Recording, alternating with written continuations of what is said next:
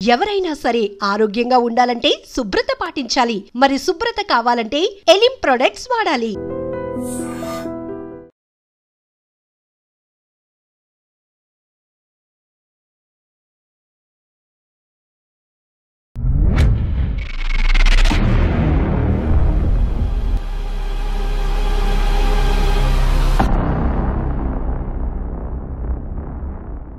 ఈ వారం మన గెస్ట్ కాకి డ్రెస్ విడిచిపెట్టి నల్ల కోటు ధరించిన ఎక్సైజ్ ఆఫీసర్.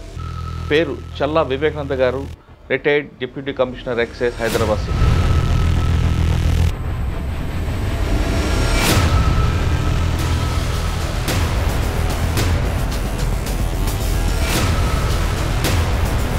హైదరాబాదు, రంగారెడ్డి జిల్లాలో ఎక్కువగా కళ్ళు దుకాణాలు, దాడులు, కల్తీ గోళ్ళ అమ్మకాలు, దాదాపు 10 మంది వరకు చనిపోవడం ఇది ఒక బాధాకర సంఘటన.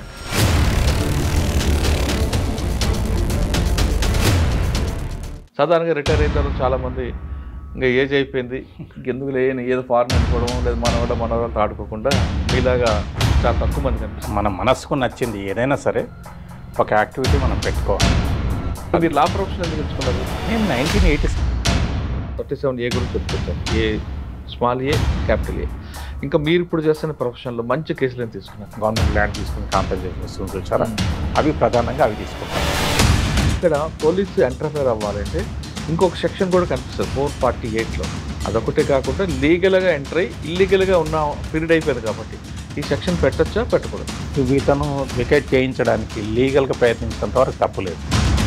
తండ్రి తాతల దగ్గర నుంచి ఆస్తులోనే బాగుంటుందా, లేదా తండ్రి తన సంపాదనలో కూతురు బాగుంది? నేను తర్వాత ఆస్తుల గురించి మాట్లాడుతున్నాను కూడా. దాంట్లో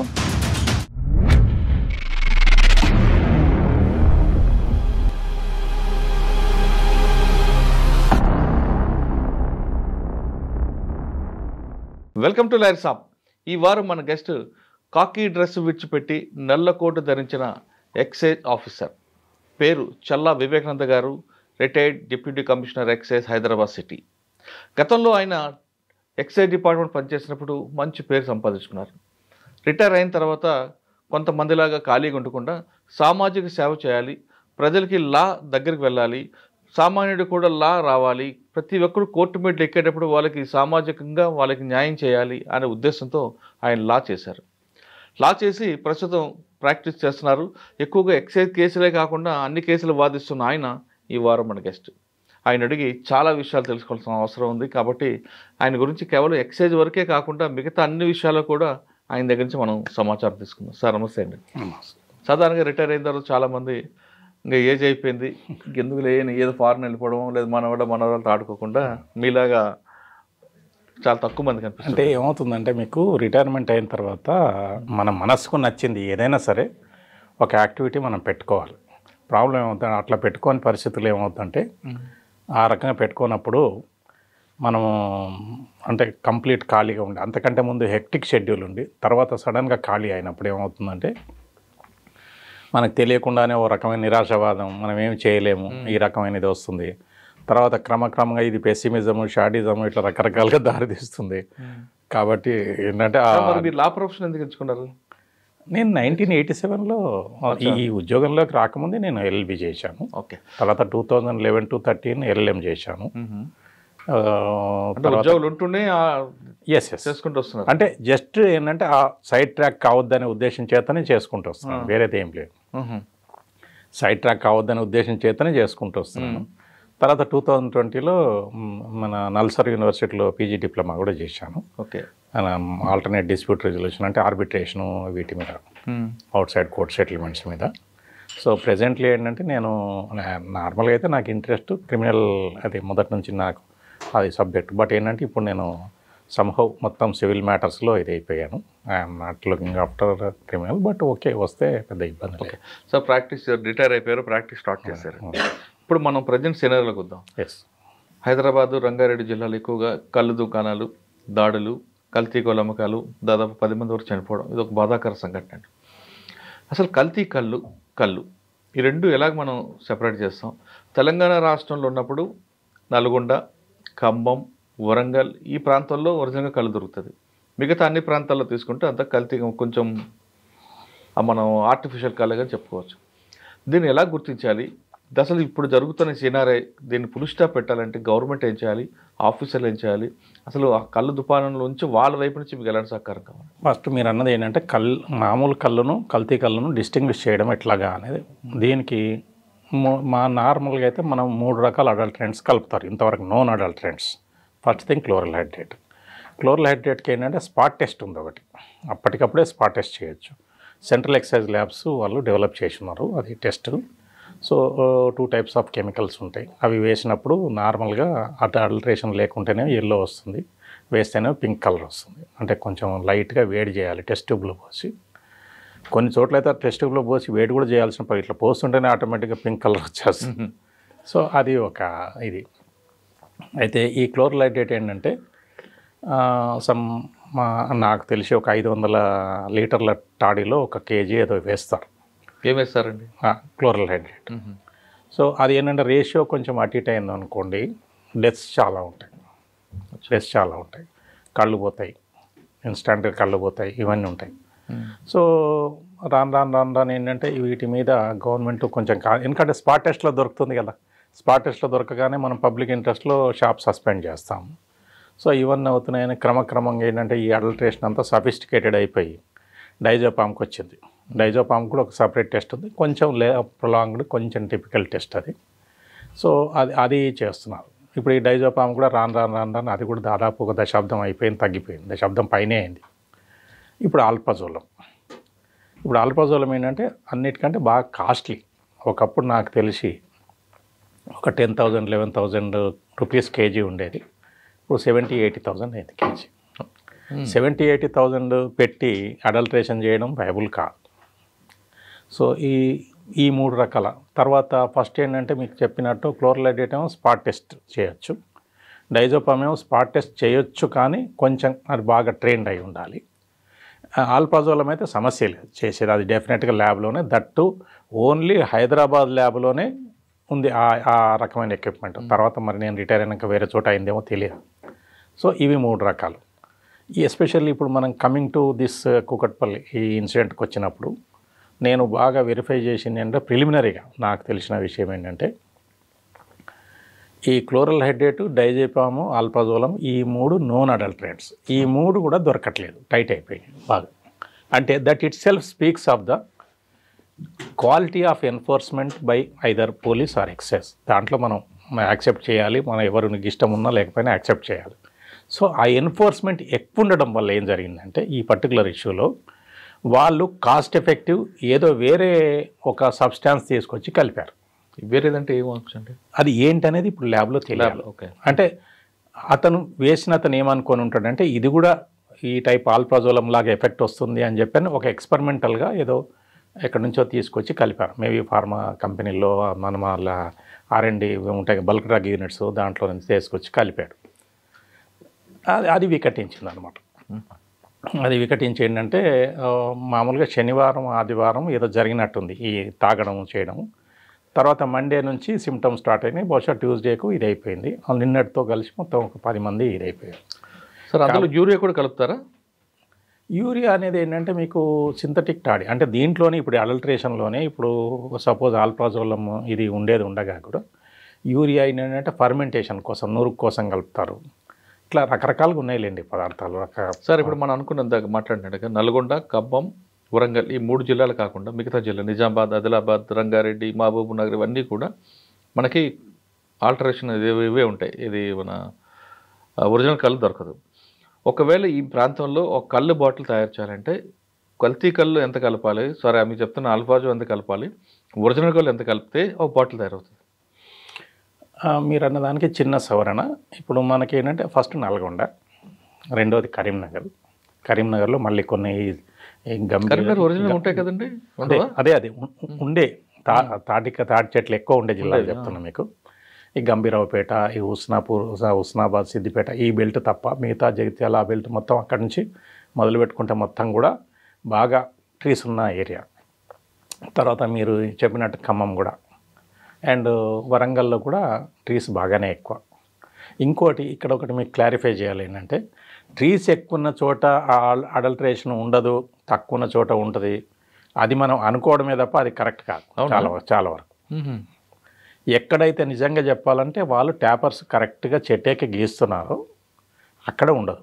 ఎక్కడైతే వీళ్ళకు ఓపికలు లేక, పైగా ఇప్పుడు ఇవాళ రేపు ఎట్లయిందంటే హై ఇన్కమ్ గ్రూప్స్ అయిపోయి ఉన్నారు. అందరికీ ఇంతో అంతో ఇన్కమ్స్ వచ్చినాయి. ఎవరికి కూడా ఆ చెట్టెక్కి గీసేంత ఓపికలు లేవు. ఈరోజు వాస్తవంగా చెప్పాలంటే ఇప్పుడు వ్యవసాయం చేయడానికి ఎట్లయితే వర్కర్ దొరకట్లేదు, టాడీ ట్యాపింగ్ చాలా తక్కువ. మీకు చెప్పే ఏంటంటే ఈవెన్ చుట్టూ ట్రీస్ ఉన్నా కూడా గీసేవాళ్ళు లేరు. It's a fact. సో ఎప్పుడైతే గీసేవాళ్ళు లేరు, నామినల్ క్వాంటిటీ గీస్తారు. దాంతో ఇప్పుడు మీరు చెప్పినట్టు యూరియా అనుకోండి, ఇవి అనుకోండి, ఫర్మెంటేషన్ ముఖ్యంగా దాంట్లో కావాల్సింది ఏంటంటే ఫర్మెంటేషన్ రావాలి. ఆ ఫర్మెంటేషన్ రావడానికి రకరకాల వస్తువులు కలుపుతారు, ఇంక్లూడింగ్ యూరియా. సో ఇవన్నీ కలిపిన తర్వాత ఈ ఫర్మెంటేషన్ వరకే ఉపయోగపడతాయి. మరియు నిషా కోసం ఏంటంటే ఈ ఆల్ప్రాజోలం ఏంటంటే వాడుతున్నారు, దాంట్లో టెస్ట్లో దొరకదని వాడుతున్నారు, కానీ ఎకనామికల్గా పెద్ద వైబుల్ కాదు. పైగా కాస్ట్లీ పెరిగిపోయింది కూడా. ఇప్పుడు ఇంకోటి ఏంటంటే ఫార్మా కంపెనీస్ మీద కూడా రెగ్యులేషన్ వచ్చింది. దాదాపు 8 ఏళ్ళ నుంచి బాగా రెగ్యులేషన్ వచ్చింది. సో క్లోరల్ హెడ్రేట్ ఒకప్పుడు గుజరాత్లో క్లోరల్ యూనిట్స్ నుంచి వచ్చేది, ఇప్పుడు అవన్నీ యూనిట్సే మూసేశారు కంప్లీట్గా. సో డైజోపామ్ కూడా ఇదవుతుంది. సో ఇవన్నీ క్రమంగా ఏమైందంటే మనకు అడల్ట్రెంట్స్ అవైలబిలిటీ తగ్గిపోయింది. అవైలబిలిటీ తగ్గిపోవడం వల్ల అంటే ఇవాళ రేపు అడల్ట్రేషను ఒకప్పటి మీద తగ్గింది అంటే 2-3 కారణాలు. అదేదో వాళ్ళు కావాలని గాంధీలో మానేశారని కాదు, అసలు దొరకట్లేదు. ఫస్ట్ థింగ్ దొరకట్లేదు, అదొక సబ్జెక్టు. ఈ దొరకకపోవడం ఒకటి, దొరికినా కాస్ట్లీ, వైబుల్ కాదు. సో ఇవన్నీ ఆస్పెక్ట్స్ వల్ల ఒకటి. రెండోది ఏంటంటే ప్రజల ఇన్కమ్ పెరుగుతున్న కొద్దీ most of the people turn towards IML, liquor మీదకి వచ్చేసారు.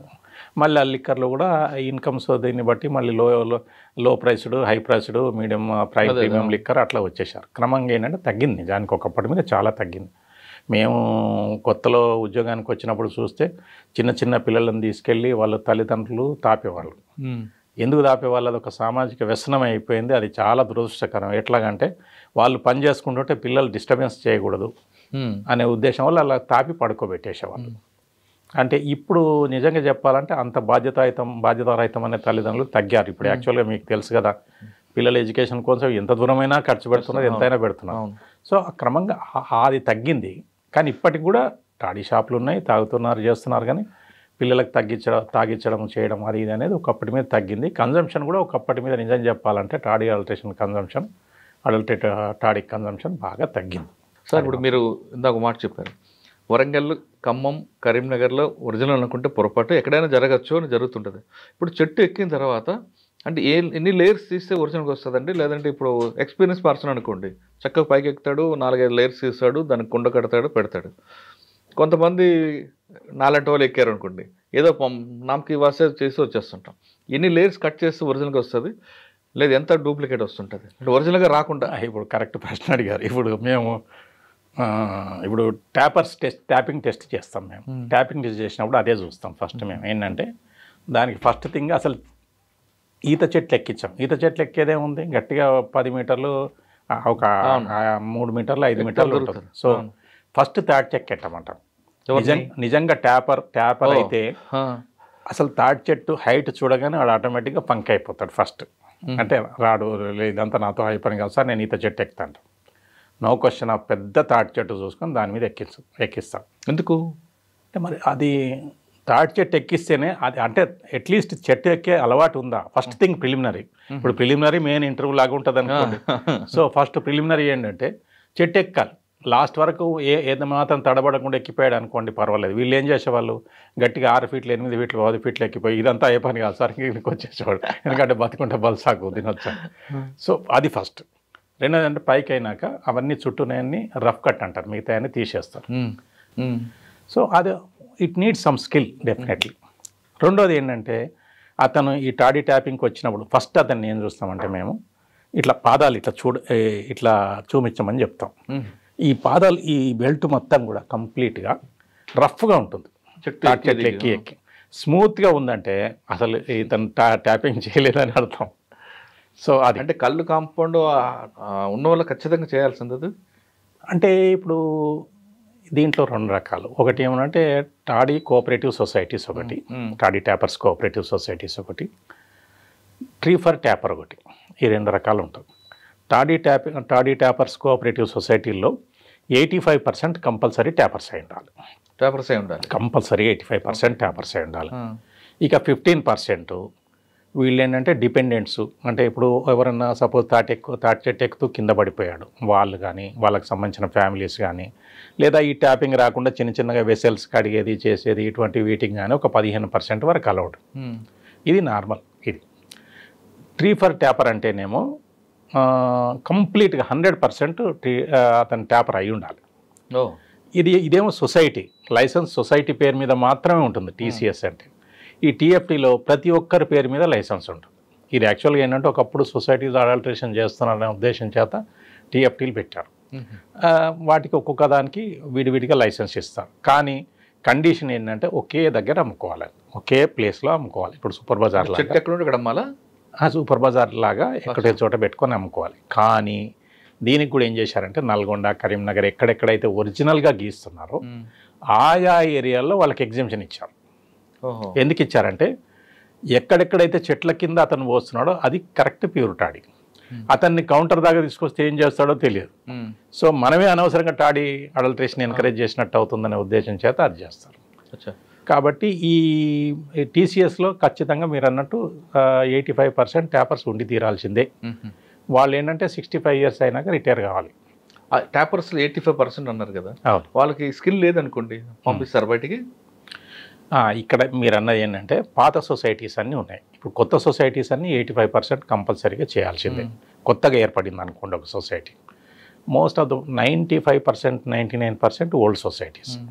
వీటికి ప్రాబ్లం ఏంటంటే జనరల్గా కంప్లైంట్ పెడుతుంటారు దాంట్లోనే, సార్ మా దాంట్లోనే ఎంప్లాయీస్ ఉన్నారు, వీళ్ళు ఉన్నారు, వాళ్ళు ఉన్నారు, విలేకరులు ఉన్నారు, లేకపోతే ఇతరత్ర రకరకాలుగా ఉన్నారు, కాబట్టి వీళ్ళందరూ ట్యాపర్స్ కారు అని చెప్పని మాకు ఒక అప్లికేషన్ వచ్చింది అనుకోండి.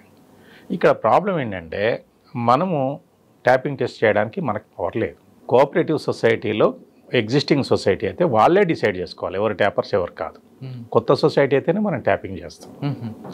స్పెసిఫిక్ మనం పేరుకు ఫంక్షనల్ రిజిస్టారే ఎక్సైజ్ సూపరింటెండెంట్ అంటే మనకు ట్యాపింగ్ పవర్ లేదు, ట్యాపింగ్ టెస్ట్ చేయడానికి పవర్ లేదు. ఇంకోటి ఏం చేశారు, ఫర్ ఎగ్జాంపుల్ ఒక దగ్గర అడల్ట్రేషన్ అయింది అనుకోండి, సొసైటీలో అడల్ట్రేషన్ అయింది. అడల్ట్రేషన్ అయినప్పుడు మేనేజ్మెంట్ కమిటీని అంతా తీసేస్తారు. తీసేసి మళ్ళీ ఫ్రెష్గా కొంతమంది తీసుకుంటారు. ఈ ఫ్రెష్గా కొంతమంది తీసుకునేటప్పుడు ఎవరిని తీసుకోవాలి? సో సెల్ఫ్ డిక్లరేషన్ దాంట్లోనే సొసైటీ వాళ్ళు ఏమంటారు వీళ్ళందరూ కూడా ట్యాపర్సే మిగతా వాళ్ళందరూ ఆ సెల్ఫ్ డిక్లరేషన్ ఆధారపడి దాని మీద లైసెన్స్ ఇవ్వాలనే రూల్స్ ఉన్నాయి. ఓకే. అంటే మనము చేయడానికి వీలేదు, ట్యాపింగ్ టెస్ట్ చేయడానికే వీలేదు. ట్యాపింగ్ టెస్ట్ చేయడానికే వీలేనప్పుడు ఎవరు ట్యాపరు ఎవరు కాదు నేను ఎట్లా డిసైడ్ చేయాలి? అవదు. అది పెద్ద లేఖనం.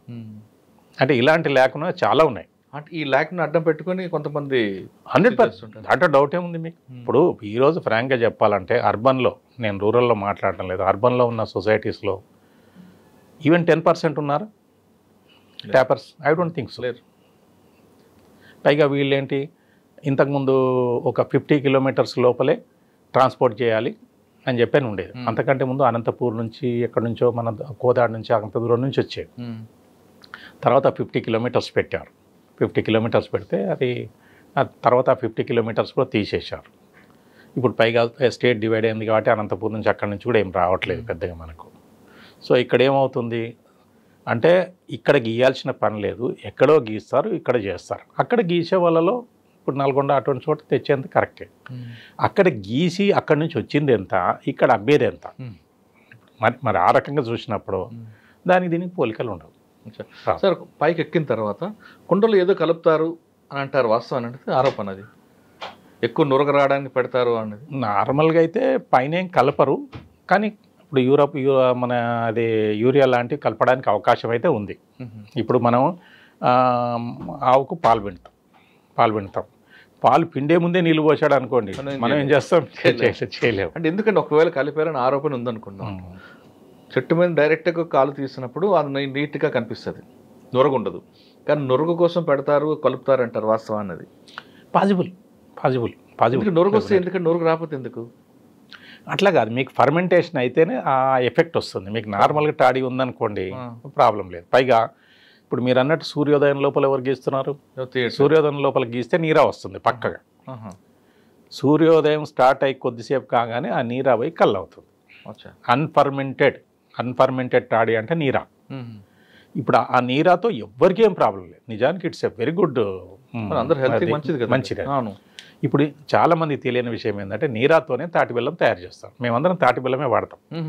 అంటే ఇన్ అదర్ వర్డ్స్ మనం నీరా వాడుతున్నట్టే లెక్క. అవును, కానీ అంత నీరా దొరుకుతుందా ఇప్పుడు? అది సమస్య. అయితే ఇప్పుడు ఇక్కడ ఏమవుతుందంటే మనకు వచ్చే ఇప్పుడు సపోజ్ మనం ఇప్పుడు అమలాపురం, నేను అక్కడ పనిచేశాను కాబట్టి అటువంటి చోట వాళ్ళు గీస్తున్నారు, గీసిన చోట వస్తుంది అక్కడ తాడి వస్తుంది, ఆ తాడితో ఇది తయారు చేస్తారు. కాకపోతే నీరాతో తయారు చేస్తే ఓకే, ఒకవేళ కళ్ళు అయిన తర్వాత దాంతో బెల్లం చేయాలనుకున్నాను అనుకోండి, అది కానే కాదు, బెల్లం కానే కాదు. కానీ నీరాతో తయారు చేసిన బెల్లం అనుకుందాం అంటే ఎగ్జాంపుల్, మన చెరుకు పాలతో బెల్లం ఎలాగో నీరతో బెల్లం, కానీ అంత నీర మనకు దొరుకుతుందా అనేది ఇప్పుడు ఎక్కడ రోడ్డు మీద. నిజానికి చెట్లు మన దగ్గర ఎక్కువ లేకపోయినా చాలా చోట్ల ఉన్నాయి. ఇప్పుడు నల్లగొండ జిల్లాలో అయితే లెక్కలేనని ట్రీస్ ఉన్నాయి ఇప్పటికి కూడా. ట్రీస్ లేవని పొద్దున తీస్తారా వీళ్ళు? ట్రీస్ లేవని కాదు, గీసేది ఎంతమంది అని. ఇప్పుడు నల్లగొండ జిల్లా వరకు నాకు తెలిసి except 1 or 2 places it is completely adulteration free, except Devarakonda ఏదో కొన్ని చోట్ల నల్గొండ టౌన్లో అర్బన్ పాకెట్లు తప్ప మిగతా అంతా 100% అడల్ట్రేషన్ ఫ్రీ. సార్ మనకు తెలంగాణ వాళ్ళు గీస్తున్నారు కూడా. అచ్చా, తెలంగాణ రాష్ట్రం 4 జిల్లాలను మినహాయించి మిగతా అంతా కూడా మీరు చెప్తున్నట్లుగానే ఆర్టిఫిషియల్ కళ్ళే దొరుకుతుంది. ఇప్పుడు మిగతా అన్ని జిల్లాల్లో కూడా ముఖ్యంగా నిజామాబాద్, ఆదిలాబాద్ ఈ ప్రాంతాలు ఎక్కువగా తీసుకుంటారు. అక్కడున్న జనాభాకి తగ్గట్టు అంటే అక్కడ కళ్ళు తాగే వాళ్ళకి సరిపోయినట్టు కళ్ళు సప్లై అవుతుందంటారా? నిజానికి అక్కడ అన్ని ట్రీస్ లేవు, నిజామాబాద్ లాంటి చోట అటువంటి చోట అన్ని ట్రీస్ లేవు. పైగా మళ్ళీ ట్రీస్ దగ్గరికి వస్తే ఇంకొకటి చెప్పాలి మీకు. ఒకప్పుడు కంపల్సరీ ట్రీ మార్కింగ్ అని ఉండేది. ట్రీ మార్కింగ్ అంటే ప్రతి చెట్టుకు ఒక నెంబర్ ఇచ్చేవాళ్ళం మేము.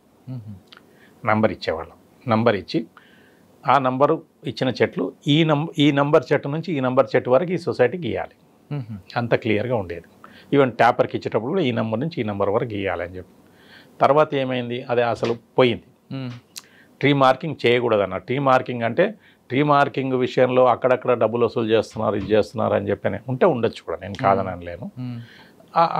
ఇవన్నీ కారణాల చేత ఏం చేశారు, అసలు ట్రీ మార్కింగే తీసి పారేశారు. ట్రీ మార్కింగ్ తీసేసి ఇప్పుడు నంబర్ మార్కింగ్ పోయిన తర్వాత ఇన్ని ట్రీస్ ఉన్నాయని ఎట్లా చెప్పగలుగుతాం? చెప్పలేం. కాబట్టి ఏమవుతుంది, సపోజ్ ఈ ఏరియాలో సపోజ్ ఈ సొసైటీలో ఇన్ని ట్రీస్ ఉన్నాయని చెప్తారు.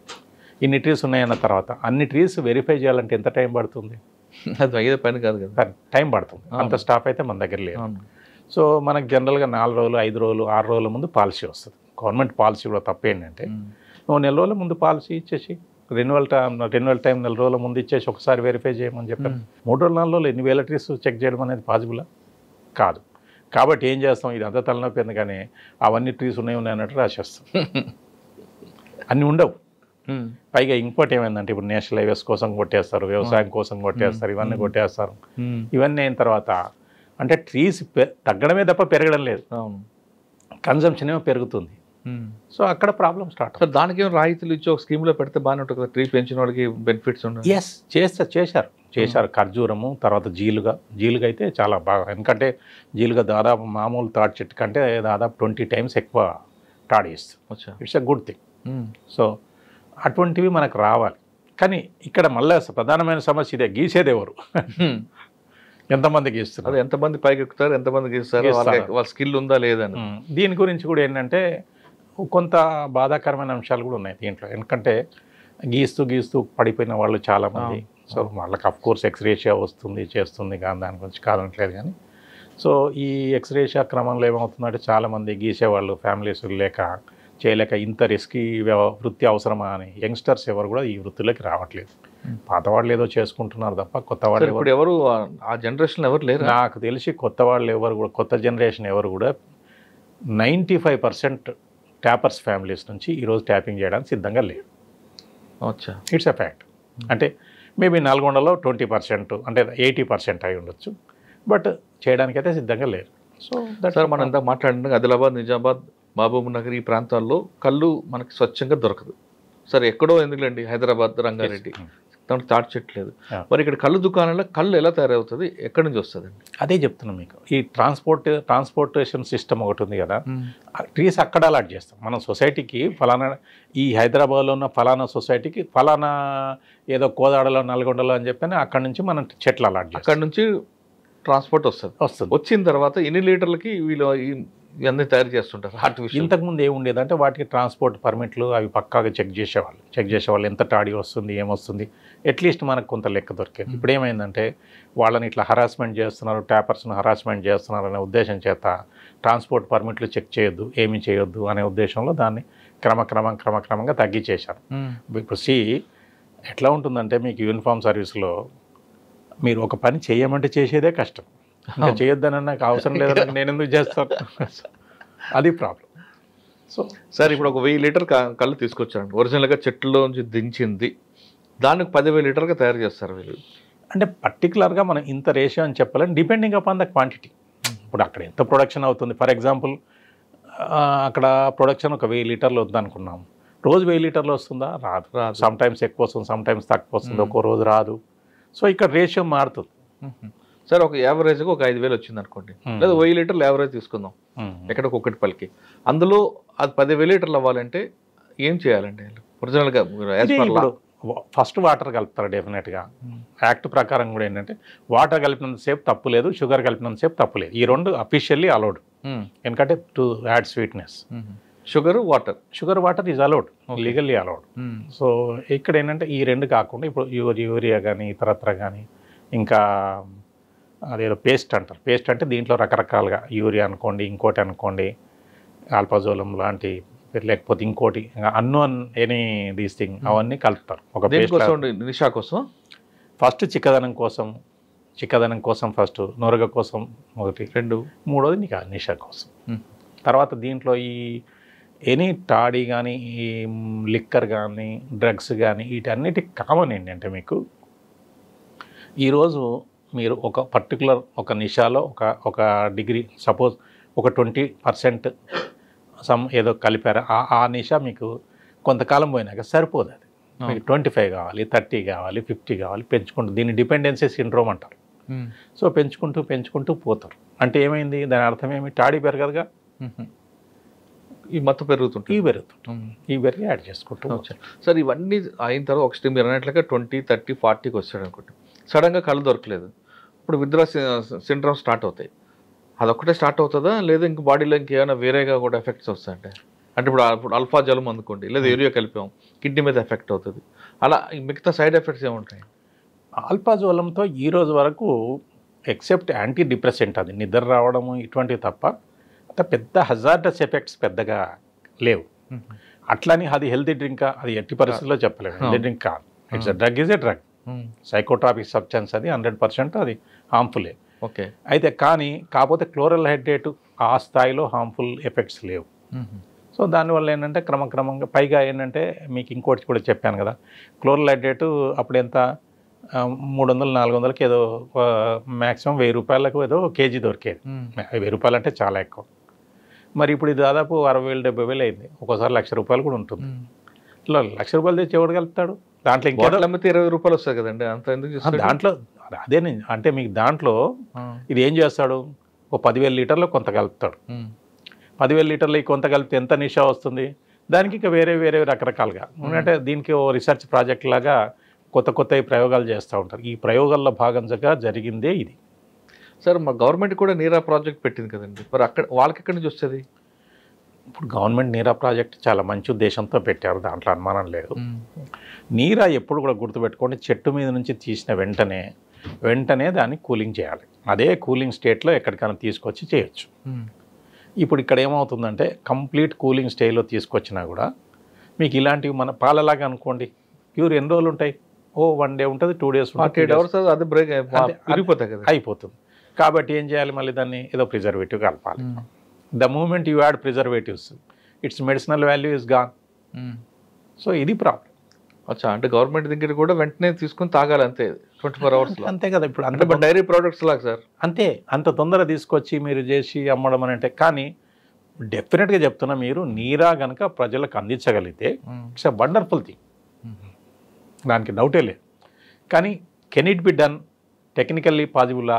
అట్లా ఇప్పుడు శ్రీలంకలో కేరళలో కొన్ని చోట్ల ఏం చేస్తున్నారు అంటే అది వారం రోజులు 10 రోజులు అట్లా రకరకాలుగా దాన్ని నిల్వ చేయడానికి ఇది చేస్తున్నారు. కేరళలో ఒక పర్టికులర్ ఏదో ఒక బ్రాండ్తో కూడా వాళ్ళు కళ్ళు అమ్ముతున్నారు, సారీ నీరా అమ్ముతున్నారు. అవునండి, దేశీ ఏదో పెట్టారు ఏదో నీరా, నాకు నేమ్ గుర్తులేదు, అమ్ముతున్నారు. So it is successful. అటువంటి వండర్ఫుల్ ఎక్స్పెరిమెంట్ పెట్టారండి కేరళలో, కరెక్టే. అటువంటివి బాగా చేస్తే అయితే ఈ మొత్తం ఆస్పెక్ట్లో మరి అందరూ ఎట్లా అంటే కాదు, నిజానికి ఎంతోమంది జెన్యున్ ఫార్మర్, జెన్యున్ ట్యాపర్స్ లక్షలు ఉన్నారు. వాళ్ళు దాని మీదే దాని మీద జీవనం ఉన్న వాళ్ళు ఉన్నారు. మరి వాళ్ళందరినీ మనం కాదనలేము కదా డెఫినెట్గా. ఎందుకంటే ఒకటే దీంట్లో ఇప్పుడు మనం ఈ ట్యాపింగ్ టెస్ట్ కానీ వాట్సాప్ కానీ ఈ రెగ్యులేషన్స్ అన్ని టైట్ చేసుకుంటూ వచ్చినప్పుడు జెన్యున్ ట్యాపర్స్కు అది అందుతుంది. ఓకే, ఇప్పుడు పర్టికులర్గా మనం కూకట్పల్లి కేసు కానీ చూసుకుంటే ఇంతమంది చనిపోవడానికి కారణం ఏమనుకుంటారా? అల్ఫాజలం వల్ల అంటారా, లేదా వాళ్ళు ఆల్రెడీ వేరే డిసీజ్ ఉండి తాగడం వల్ల జరిగిపోయింది అనుకుంటారా, లేదా కొంతకాలం నిల్వ ఉంచడం బ్యాక్టీరియా ఫామ్ అవుతుంది, ఆ బ్యాక్టీరియా ఎఫెక్ట్ మీద చనిపోయారు? నాకు తెలిసి అటువంటి ఏం కావు. అది నా అబ్జర్వేషన్ అయితే అది క్లోరలైడేట్ కాదు, డైజెపామ్ కాదు, ఆల్ప్రాజోలం కాదు. అది ఇట్ ఈస్ సంథింగ్ న్యూ డెఫినెట్గా. లేకపోతే కిడ్నీస్ మీద ఎఫెక్ట్ అంత తొందరగా 1-2 డేస్లో అది కాదు. లాంగ్ టర్మ్లో ఎఫెక్ట్స్ ఉంటాయి. ఇప్పుడు మీకు యాంటీ డిప్రెసెంట్స్ వాడారనుకోండి, యాంటీ డిప్రెసెంట్ కంటిన్యూగా వాడినప్పుడు మీకు దాని ఎఫెక్ట్ ఉండనే ఉంటుంది, డెఫినెట్గా ఉండదనే సమస్య ఏం లేదు. సో ఇప్పుడు మనకు ఆల్ప్రాక్స్ అని దొరుకుతుంది మెడికల్ హాల్లో ట్యాబ్లెట్, అవును, డైజీన్ అని దొరుకుతుంది. Alprax is nothing but alprazolam, Digene is nothing but డైజెపామ్.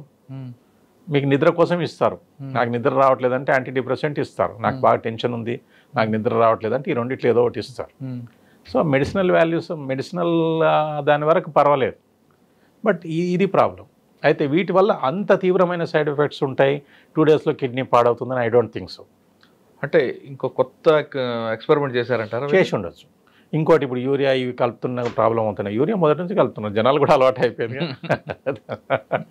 So ఇదేదో కొత్త పదార్థం అని చెప్పని నేను అనుకుంటాను. దట్ ఈస్ ఇంకోటి నేను కాషియస్గా చెప్తున్నాను, this is only my preliminary assessment. So డెఫినెట్గా ల్యాబ్కి వెళ్ళాల్సిందే. ఇప్పుడు హైదరాబాద్ ల్యాబు వెల్ ఎక్విప్డ్, ఇప్పుడు హైదరాబాద్ ల్యాబ్కే తెస్తారు నాకు తెలిసి. తీసుకొచ్చిన తర్వాత హైదరాబాద్ ల్యాబ్ ఏంటంటే ఆల్ప్రాజోలంతో పాటుగా ఇంకొక 50-60 రకాల సైకోట్రాపిక్ సబ్స్టెన్సెస్ను ఇంకా వాటిని అసెస్ చేయగల కెపాసిటీ ఉంది ఆ lab, Narayanaguda lab. Okay okay. కాబట్టి వాళ్ళు డెఫినెట్గా దాన్ని అసెస్ చేసి అది ఏదో చెప్పగలుగుతారని చెప్పి నేను అనుకుంటున్నాను. కానీ ప్రిలిమినరీగా ఏమవుతుందంటే ఇవన్నీ ఏది జరిగినా కూడా మీకు సెక్షన్ 37A ప్రకారము, 37A ప్రకారం ఎనీ లైసెన్స్ ఉన్న వ్యక్తి అడల్ట్రేషన్ చేశాడు అనుకోండి, దాంట్లో క్లియర్గా ఉంది ఎనీ సబ్స్టాన్స్, ఇది అదని చెప్పలేదు, ఎనీ సబ్స్టాన్స్ దాని రుచి కోసంగా రుచి ఇది చేసుకోవడం, ముఖ్యంగా ఇంటాక్సికెంట్ పెంచడానికి కానీ ఇవి పెంచడానికి కానీ ఇంటాక్సికేషన్ పెంచడానికి కానీ వాడితే కనుక అది మిస్కాండక్ట్ అవుతుంది, దాని మీద యాక్షన్ తీసుకోవచ్చు అని ఉంది. That is enough. ఇప్పుడు దీంట్లో అది మనం ఆల్ప్రాజోలమా ఇది ఇంత ఆలోచించాల్సిన పని లేదు. You have done something, it is not toddy, it is not water, it is not sugar, so action తీసుకోవచ్చు. సార్ యాక్షన్ తీసుకునే ముందు దీనికి ఒక ఎన్ఫోర్స్మెంట్ ఉంది డిపార్ట్మెంట్లో, వాళ్ళు రెగ్యులర్గా ఇది తనిఖీలు చేసి ఇష్యూ ఇంతవరకు వచ్చేది కాదు కదా? నాకు తెలిసి హైదరాబాద్లో ఎన్ఫోర్స్మెంట్ కూడా మోరార్లెస్ బాగానే ఉంది. కానీ ఇక్కడ ఏంటంటే నౌ దట్ ఐఎమ్ రిటైర్డ్, మీకు ఫ్రీగా చెప్పాలి ఏంటంటే టాడీ షాప్స్ ఇన్స్పెక్షన్ చేసినప్పుడల్లా ప్రాబ్లమ్స్ ఎక్కడొస్తాయంటే మీరు షాపులు బాగా ఎక్కువ ఇన్స్పెక్షన్ చేస్తున్నారు, హరాస్మెంట్ చేస్తున్నారు, ఇట్లా రకరకాలుగా ఇష్యూస్ వస్తాయి. తర్వాత పొలిటికల్ అయిపోతుంది ఇష్యూ. సో దీనివల్ల డిపార్ట్మెంట్ సెన్సిటైజ్ అయిపోతుంది. రెండోది ఏంటంటే పైన కూడా ఏదో మరి ఇదంతా కాంప్లికేషన్స్ వస్తున్నాయి, ఏదో కొంచెం చూడండి మరి ఏంటో అదే అంటే ఒక సంకేతం, అది చెప్పినా చెప్పకపోయినా డిపార్ట్మెంట్కి ఏం సంకేతం అందుతుందంటే మీరు గో స్లో అని అందుతుంది. ఇప్పుడు నేను ఇంతకుముందు చెప్పాను 100 చెప్తే 50 చేసేవాళ్ళు, గో స్లో అంటే ఇంకేం చేస్తారు, 5 కూడా చేయరు కదా. అది ప్రాబ్లం అక్కడ వస్తుంది. ఇంకోటి కూడా గుర్తుపెట్టుకోండి, ఇప్పుడు మన స్టేట్లో either police or excise, we are ఈ రెండు కూడా డిపార్ట్మెంట్స్ కూడా కంట్రీలో one of the best department. Excise అయితే నాకు తెలిసి కంట్రీలో టాప్ 1 ఆర్ టాప్ 2లో వస్తాం మనం ఎఫిషియన్సీ లెవెల్స్. మరి అంత ఎఫిషియన్సీ ఉన్నప్పుడు మనం ఆల్టరేషన్ కంట్రోల్ చేయలేమా? హైయెస్ట్ లెవెల్లో డిటర్మినేషన్ ఉండాలి, పొలిటికల్ డిటర్మినేషన్ ఉండాలి. ఏంటంటే వాళ్ళకి కూడా రకరకాల ఇబ్బందులు ఉంటాయి. ఏంటంటే ఓట్ పాలిటిక్స్ రకరకాలుగా ఉంటాయి, ఇవన్నీ ఉంటాయి. కాబట్టి సో ఇవన్నీ ఉంటాయి కాబట్టి ఏంటంటే వాళ్ళు కూడా కొంచెం ఇవన్నీ ఆలోచించుకొని పోవాలి. ఈ మొత్తం ఎపిసోడ్లో నేను ఒక్కటి అప్రిషియేట్ చేస్తున్నాను. హైదరాబాద్లో ఏమైందంటే ఇప్పుడు మన సందీప్ షాండిల్య గారు ఇంతకుముందు కమిషనర్గా ఉన్నప్పుడు వారు ఎలక్షన్ టైంలో ఏం చేశారంటే చాలా చోట్ల శాంపుల్ తీశారు. లైసెన్సెస్ సస్పెండ్ కూడా అయినాయి, క్యాన్సిల్ కూడా అయినాయి. తర్వాత అవి ఏవి కూడా ఈ గవర్నమెంట్ రివైవ్ చేయలేదు. పోయిన గవర్నమెంట్లో టపా టపా టపా టపా రివైవ్ చేసేవాళ్ళు, ఇవి కాలేదు. ఇంకోటి ఏంటంటే టాడీ రూల్స్లోనే ఏముందంటే ఒకసారి అడల్ట్రేషన్తో క్యాన్సిల్ అయితే ఆ మేనేజ్మెంట్ కమిటీ తీసేసి మళ్ళీ నెక్స్ట్ లైసెన్స్ ఇవ్వచ్చు. ఇచ్చినప్పుడు ఏంటంటే వాళ్ళు ఏదో మేము తప్పు చేశాము అని చెప్పుకుంటూ ఇంత కాంపౌండింగ్ ఫీజు వేసేవాళ్ళు, 1,00,000, 2 లక్షలు, 3 లక్షలు, 4 లక్షలు వేసేవాళ్ళు. వేసి అమౌంట్ తీసుకుని తర్వాత దాన్ని రివైవ్ చేసేవాళ్ళు. ఇప్పుడు నేను చెప్పిన సెల్ఫ్ డిక్లరేషన్ ఆ మోడల్లో చేసేసేవాళ్ళు. సో అది జరిగేది. అయితే ఎన్నిసార్లు యాక్ట్లో ఒకేసారి రూల్స్లో ఒకేసారి ఇవ్వాలని ఉంది. ఇక పేర్లొద్దు, చాలా సొసైటీస్ ఉన్నాయి. 5, 6, 7, 8 సార్లు అడల్ట్రేషన్ అయితే 8వ కూడా కాంపౌండ్ చేశారు. ఇంకే భయం ఉంటుందండి. ఇక 8వ కాంపౌండ్ చేసిన తర్వాత మీరైనా నేనైనా ఆలోచించుకోవచ్చు. 8 అయిన తర్వాత 9 అయిన తర్వాత 10 ముదిరిపోయాడు కదా. ఇంకోటి హైకోర్టుకి వెళ్ళారు. హైకోర్టుకి వెళ్ళిన తర్వాత కూడా ఏమవుతుందంటే జనరల్గా హైకోర్టు ఏం చేస్తుంది, మొదలు పూర్తి వివరాలు వాళ్ళ దగ్గర లేనప్పుడు ఎంత జెన్యూన్ ఇష్యూ అయినా ఫస్ట్ ఏం చేస్తారు చెప్పండి, స్టే ఇస్తారు. ఎందుకు స్టే ఎందుకు ఇస్తారు? స్టే ఇచ్చిన తర్వాత పూర్తిగా విచారించి కంప్లీట్గా డీటెయిల్డ్ విచారణ జరిపి తర్వాత యాక్షన్ తీసుకున్నాం. తర్వాత సంహౌ పర్సువేషన్ మిస్ అవుతుంది. ఆ డేట్స్ రావు సమయానికి, డిపార్ట్మెంట్ కూడా దాని మీద కొంచెం రాను క్రమంగా అది తగ్గిపోతుంది. ఇట్లా అయిపోయి ఏమవుతుందంటే అవి ఇది సంవత్సరాలు గడిచిపోతాయి, అది ఇంతకు విచారణకు రాదు. అది స్టే అట్లా కొనసాగుతుంది, అదే అవుతుంది. అది స్టే ఉంది కదా కాబట్టి మాకు ఇచ్చేసేయండి అంటారు. ఇప్పుడు స్టే అంటే అర్థమేమి? షాప్ కొనసాగకూడదు కదా. అవును. మరి ఇంక స్టే అన్నప్పుడు ఇవ్వడం ఏంటి? ఇస్తున్నారుగా. సార్ ఈ డిపార్ట్మెంట్లో ఎక్కువ కరప్షన్ మీరు చెప్తున్నారు. ఒకటి ఒప్పుకుంటా, టోటల్గా తీసుకుంటే నెంబర్ 1 డిపార్ట్మెంట్ స్టేట్ వైడ్గా తీసుకుంటే 1 ఉంటుంది. ఎక్సైజ్, పోలీసు ఉంటాయి. ఇక్కడ ఓట్ బ్యాంక్ రాజకీయం అనేది రాజకీయాలు కలుపుతాయి. డిపార్ట్మెంట్లకు రాగానే డబ్బులు వస్తాయని మీ వాళ్ళు ఉంటారు. ఈ రెండింటి మధ్యన ప్రజలు బాధపడుతుంటారు అనేది వాదన ఉంది. అంటే డబ్బులు వస్తున్నాయని మీరు వెళ్ళరు, నాకు ఓట్లు వస్తాయని గవర్నమెంట్ కిందకి రాదు ఏం యాక్షన్ తీసుకోవడానికి. ఈ ఇద్దరి మధ్యన కొంతమంది అమాయకులు చనిపోతుంటారు. అది వాస్తవం అంటారు? ఒక తనిఖీ చేయాలని any uniformed officer, any uniform right from constable to commissioner ఎవరైనా కూడా మీరు గుర్తుపెట్టుకోండి, గవర్నమెంట్ నుంచి మీకు అన్ఈక్వివోకల్గా నువ్వు నథింగ్ డూయింగ్ ఇది చేస్తావా అని అన్నాడు అనుకోండి, నెక్స్ట్ డే ఫుల్ ఎఫిషియన్సీ వచ్చేస్తుంది. గుర్తుపెట్టుకోండి. అండ్ 100% చేస్తాం. పైనుండి ఎప్పుడైతే ఆ సిగ్నల్ కింది దాకా క్లియర్గా రాదో మనం చేయలేం. ఇంకోటి, ఎప్పుడైతే గవర్నమెంటు కొంచెం గోస్లో కానీ లేకపోతే దాన్ని పట్టించుకోవడం కానీ మానేశారనుకోండి, ఎనీ యూనిఫామ్ ఉన్న వ్యక్తి లక్షణం ఏంటంటే ఐదర్ పర్ఫామ్ అని చేస్తాడు ఆర్ డబ్బులను తీసుకుంటాడు. రెండోది ఎక్కువ ఉంటుంది. అంటే పర్ఫామ్ చేసినంతసేపు చేస్తాడు, ఖచ్చితంగా చేయాలంటే ఖచ్చితంగా చేస్తాడు. దాన్ని చూచినట్టు పొమ్మంటే అర్థమేమి? అది చూచినట్టు పోతాడు, మరి ఊరికే ఎందుకు పోతాడు? ఛార్జ్ చేస్తాడు. సో అదే కరప్షన్. సో డెఫినెట్గా కొంచెం గట్టిగా ఇన్స్ట్రక్షన్స్ పైనుంచి ఉన్నప్పుడు ఇది అవుతుంది. సరే, గవర్నమెంట్కి ఇబ్బంది ఉంటే వాళ్ళ ఇబ్బందులు వాళ్ళకు ఉన్నాయి, కానీ మనం మాట్లాడాలి. సరే, ఇప్పుడు మనం మీ ప్రొఫెషన్లకు వద్దాం. ఎక్సైజ్ విడిచిపెట్టి ప్రజెంట్ ప్రొఫెషన్లకు వద్దాం. సెక్షన్ 37 ఎన్డీపీసీ యాక్ట్ ఏం చెప్తుంది? ఇటువంటి సెక్షన్లు ఎక్సైజ్ యాక్ట్ ఏం చెప్తుంది? ఎన్డీపీసీతో పాటు ఇది కూడా ఏం చెప్తుంది? ఇటువంటి కల్తీ కళ్ళు అమ్మితే ఎలాంటి సెక్షన్స్ వస్తాయి? దానికి ఛార్జ్ షీట్ వేసిన తర్వాత ఎన్ని సంవత్సరాలకి శిక్ష అమలు అవుతుంది? ఎంత శిక్ష పడుతుంది? ఒకవేళ శిక్ష పడింది ముందు కోర్టుకు వెళ్ళిన తర్వాత వాళ్ళు బెయిల్ రావాలంటే ఏం చేయాలి? Section 37A up to 5 years imprisonment, 4 years అనుకుంటా, అప్ టు 4 years ఇంప్రిజన్మెంట్ ఉంది. అండ్ ఇందులో కూడా 41A నోటీస్ ఇవ్వడం ఉందా లేదండి?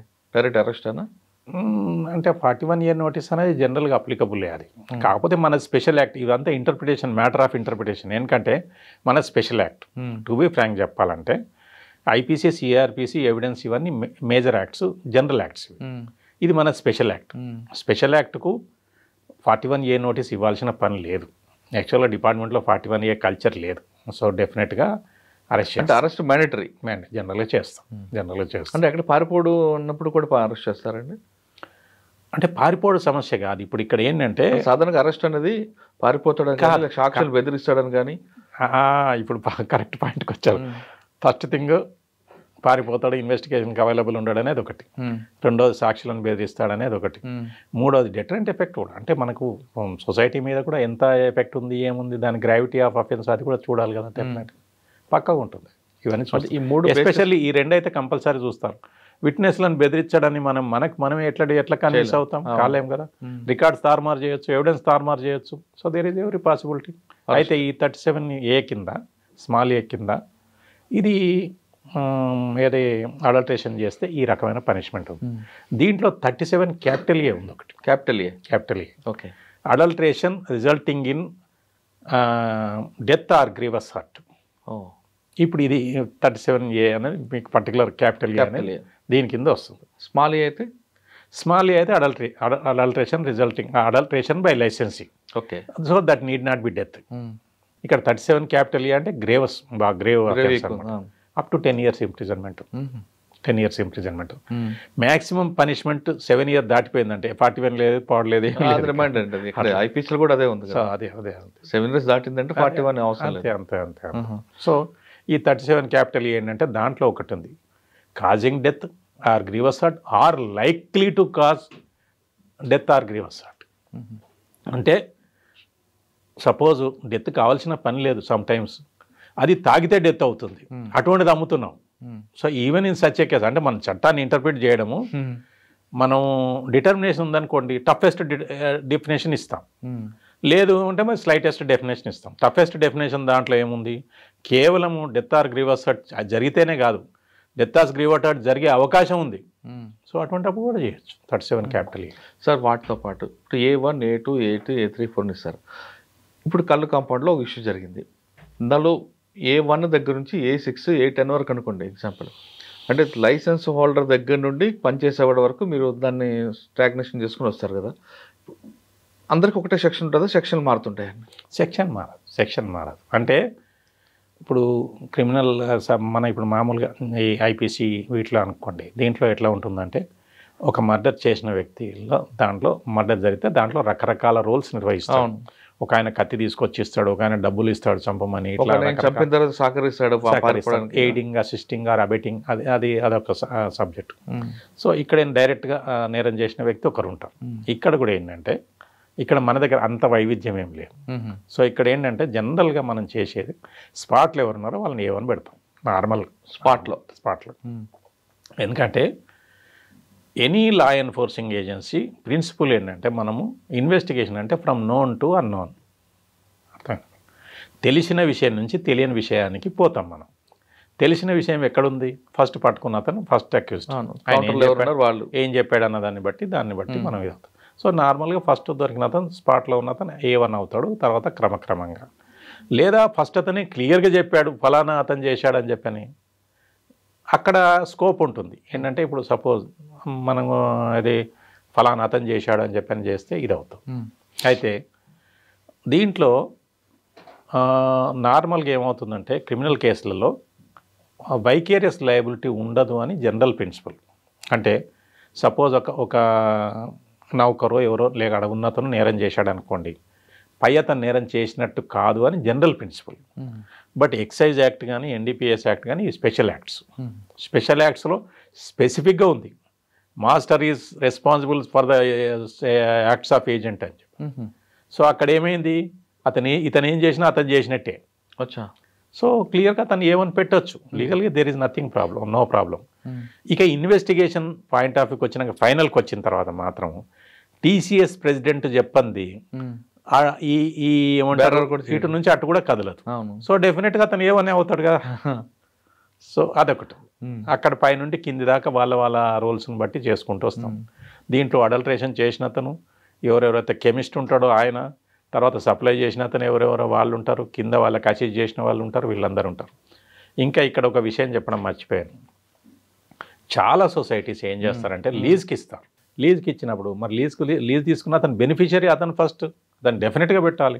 ఇప్పుడు సొసైటీ ప్రెసిడెంట్ కంటే ఇంకా అతను ఇంకా ఎక్కువ responsible, because is the person who has indulged in adulteration. So అతన్ని డెఫినెట్గా పెట్టాలి. నార్మల్గా లీజ్ అనేది చాలా కామన్ అయిపోయింది. లీజ్ హోల్డర్ కూడా వస్తాడు ఇందులో. లీజ్ అనేది ఇల్లీగల్, వెరీ మచ్ ఇల్లీగల్, సమస్య లేదు. ఆయన కూడా ఇప్పుడు ఒకవేళ ఈ కేసులో వస్తే లీజ్ ఇచ్చిన వ్యక్తి కూడా మరి ఇందులో లీజ్ ఉందా లేదా కాదని జనరల్ గా అడుగుతున్నా. ఎస్ ఎస్, ఈ హ్యాస్ టు బి బుక్డ్. ఒకవేళ అతను చేయకపోతే ఇచ్చిన సంబంధం అనేది కుదరదు, అది తప్పు అవుతుంది. అదొక క్రైమ్, ఇది ఒకటి అసలు నువ్వు లీజ్కి ఇవ్వడమే తప్పు. అదే రెండు అవుతాయి. నార్మల్గా లీజ్కి ఇచ్చిన వాళ్ళను కొంచెం ప్రెషర్ ఉంటుంది, ఒక్కోసారి పెట్టనివ్వరు, చేయరు, ఇవన్నీ రకరకాలు ఉంటాయి. బట్ డెఫినెట్గా ఇన్ ప్రిన్సిపల్ అయితే ఖచ్చితంగా లీజ్ తీసుకున్న వాళ్ళని ఫస్ట్ పెట్టాలి, తర్వాత వీళ్ళు వస్తారు. సార్ ఇప్పుడు 37A స్మాల్ ఏకి క్యాపిటల్ ఏకి డిఫరెన్స్ ఉంది. ఒక్కోసారి మీరు చెక్కింగ్కి వెళ్ళారనుకోండి, అక్కడ నీట్నెస్ ఉండదండి. ఫస్ట్ ఆఫ్ ఆల్ ఈగలు ముగ్గి అంత చెత్త కనిపిస్తారు. అప్పుడు కూడా సెక్షన్ పెడతారా, లేదు వార్నింగ్ ఇచ్చి వచ్చేస్తారు? లేదు, దానికి ఉన్నాయిలేండి. టాడీ ఇప్పుడు ఐఎంఎల్ షాప్స్కి ఉన్నట్టే వీటికి కూడా రూల్స్ ఉన్నాయి. ఇప్పుడు సపోజు వాళ్ళు దానికి టాడీ షాప్కి సంబంధించిన అకౌంట్స్ మెయింటైన్ చేయకపోయినా, ఇది మెయింటైన్ చేయకపోయినా, లేకపోతే ఏమంటే ఇది మనకు నీట్నెస్ లేకపోయినా, ఇవేమి లేకపోయినా, తర్వాత ఎక్స్ప్లెయిన్ చేయలేని సబ్స్టాన్సెస్ ఏమన్నా అందులో దొరికినా, అంటే మన సపోజ్ దొరుకుతాయి కొన్ని, ఇప్పుడు మీరు చెప్పినట్టే అటువంటి సబ్స్టాన్సెస్ ఏమైనా దొరికినా, వీటన్నిటికీ టెక్నికల్ అఫెన్సెస్, మామూలు 1000 రూపాయలు 1000 అట్లా ఫైన్. టాడీ షాప్స్ మీద చాలా తక్కువ ఫైన్స్ ఉంటాయి. అది నామినల్. అక్కడే అమ్ముతుంటారు, అక్కడే తింటుంటారు, అక్కడే పడిపోతుంటారు కదండి. Consumption is allowed, consumption is very much allowed. Consumption allowed. తర్వాత ఇవన్నీ మిగతా బజ్జీలు గిజ్జీలు అవన్నీ కూడా స్పెసిఫిక్ ప్రొవిజన్ ఇక్కడ ప్రొహిబిషన్ లేదు. అంటే వైన్ షాప్ లాగా లేదు. వైన్ షాప్లో మీకు స్పెసిఫిక్ ప్రొవిజన్ ఉంది, ఆ ప్రొహిబిషన్ ఉంది, ఇక్కడ లేదు. సో అది చేసుకుంటాం. అంటే మనకి టాడీ షాప్స్ రూల్స్ అన్నీ చాలా లిబరల్గా పెట్టారు. ఎందుకంటే ఆ కాలంలో వాళ్ళు 1968లో యాక్ట్ తయారు చేసినప్పుడు there was no concept of adulteration. కాబట్టి ట్యాపర్స్ విషయంలో వాళ్ళు చాలా, అంటే ఒక హ్యూమానిటేరియన్ యాంగిల్, నిజానికి అది రైట్ఫుల్ యాంగిల్ కూడా అట్లా తీసుకొని మనం ఎంత తక్కువ రెస్ట్రిక్షన్స్ ఉంటే అంత మంచిది అన్నట్టుగా పెట్టారు.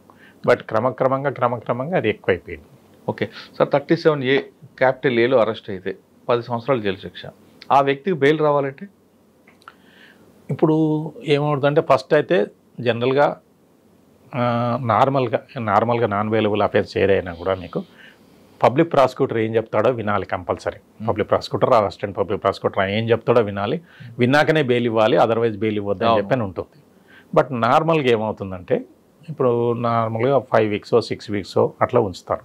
ఉంచిన తర్వాత మనం రెగ్యులర్గా ఇన్వెస్టిగేటింగ్ ఆఫీసర్ దాన్ని పర్సు చేయాల్సి ఉంటుంది. ఇది ఇట్లా అవుతుంది. ఇంకోటి ఏంటంటే, బాగా తెలివిగా చేయాలంటే, ఇప్పుడు ఇందులో ఒక 10 రకాల సాక్ష్యాలు ఒకేసారి దొరుకుతాయి. పోలీసు ఏం చేస్తారంటే 10 రకాల సాక్ష్యాలను ఒకేసారి ప్రొడ్యూస్ చేయరు, 2 ప్రొడ్యూస్ చేస్తారు. చేసి ఈయనని కస్టడీకి అడుగుతారు. ఈయనని కస్టడీకి అడిగి ఇంకొక రెండు సాక్ష్యాలు దొరికినాయి అని చెప్పని అంటాడు. అదైన తర్వాత మళ్ళీ కస్టడీకి అప్లై చేస్తాం. తర్వాత బెయిల్ అపోజ్ చేస్తూ పిటిషన్, కస్టడీ పిటిషన్, ఈ 2 చాలా important to delay the bail. Compulsory delay చేయాలంటే బెయిల్ అపోజ్ పిటిషన్ పెండింగ్లో ఉన్నప్పుడు బెయిల్ ఇవ్వడానికి లేదు. అట్లే కస్టడీ పిటిషన్ పెండింగ్లో ఉన్నప్పుడు బెయిల్ ఇవ్వడానికి లేదు. సో కస్టడీ కూడా ఏం చేస్తారు, 2 సార్లు 3 సార్లు 4 సార్లు కస్టడీ. తర్వాత ఇప్పుడు కస్టడీ రూల్స్ మారినాయి, మీకు తెలుసు కదా. ఇప్పుడైతే 45 days దాకా ఒకేసారి కస్టడీ తీసుకోవచ్చు. ఇంతకుముందు 3 రోజులు 4 రోజులు ఇవ్వాలని కూడా, ఇప్పుడు సపోజ్ మేము ఆదిలాబాద్లో ఉన్నప్పుడు ఇండోర్కి వెళ్ళి రమ్మంటే 24 hours ఇచ్చేవాడు. ఎట్లా పాసిబుల్ 24 hours ఇండోర్ పోయి రావడం? లేదు, మీరు మళ్ళీ వచ్చేసేయండి అంటే ఇవన్నీ పాసిబుల్ కావండి. అంటే 48 hours ఇచ్చేవాడు. 48 hours ఎక్కడ పరిగెత్తుకొని పోతాం, ఏమి ఇన్వెస్టిగేషన్ చేస్తాం? ఇప్పుడు 45 days, టోటల్ 60 daysలో 2 రోజులు 3 రోజుల చొప్పున 10 సార్లు తీసుకోవచ్చు. ఎంత ఫ్లెక్సిబిలిటీ ఇచ్చారంటే 45 రోజుల వరకు ఒకేసారి తీసుకోవచ్చు. ఇట్లా కస్టడీ విషయంలో అయితే బ్లాంకెట్కి ఇచ్చేశారు మొత్తం. భారతీయ నాగరిక సురక్ష సంహితలో ఇంతకుముందు ఉన్న పాత సిఆర్పిసి స్థానంలో ఉన్నది.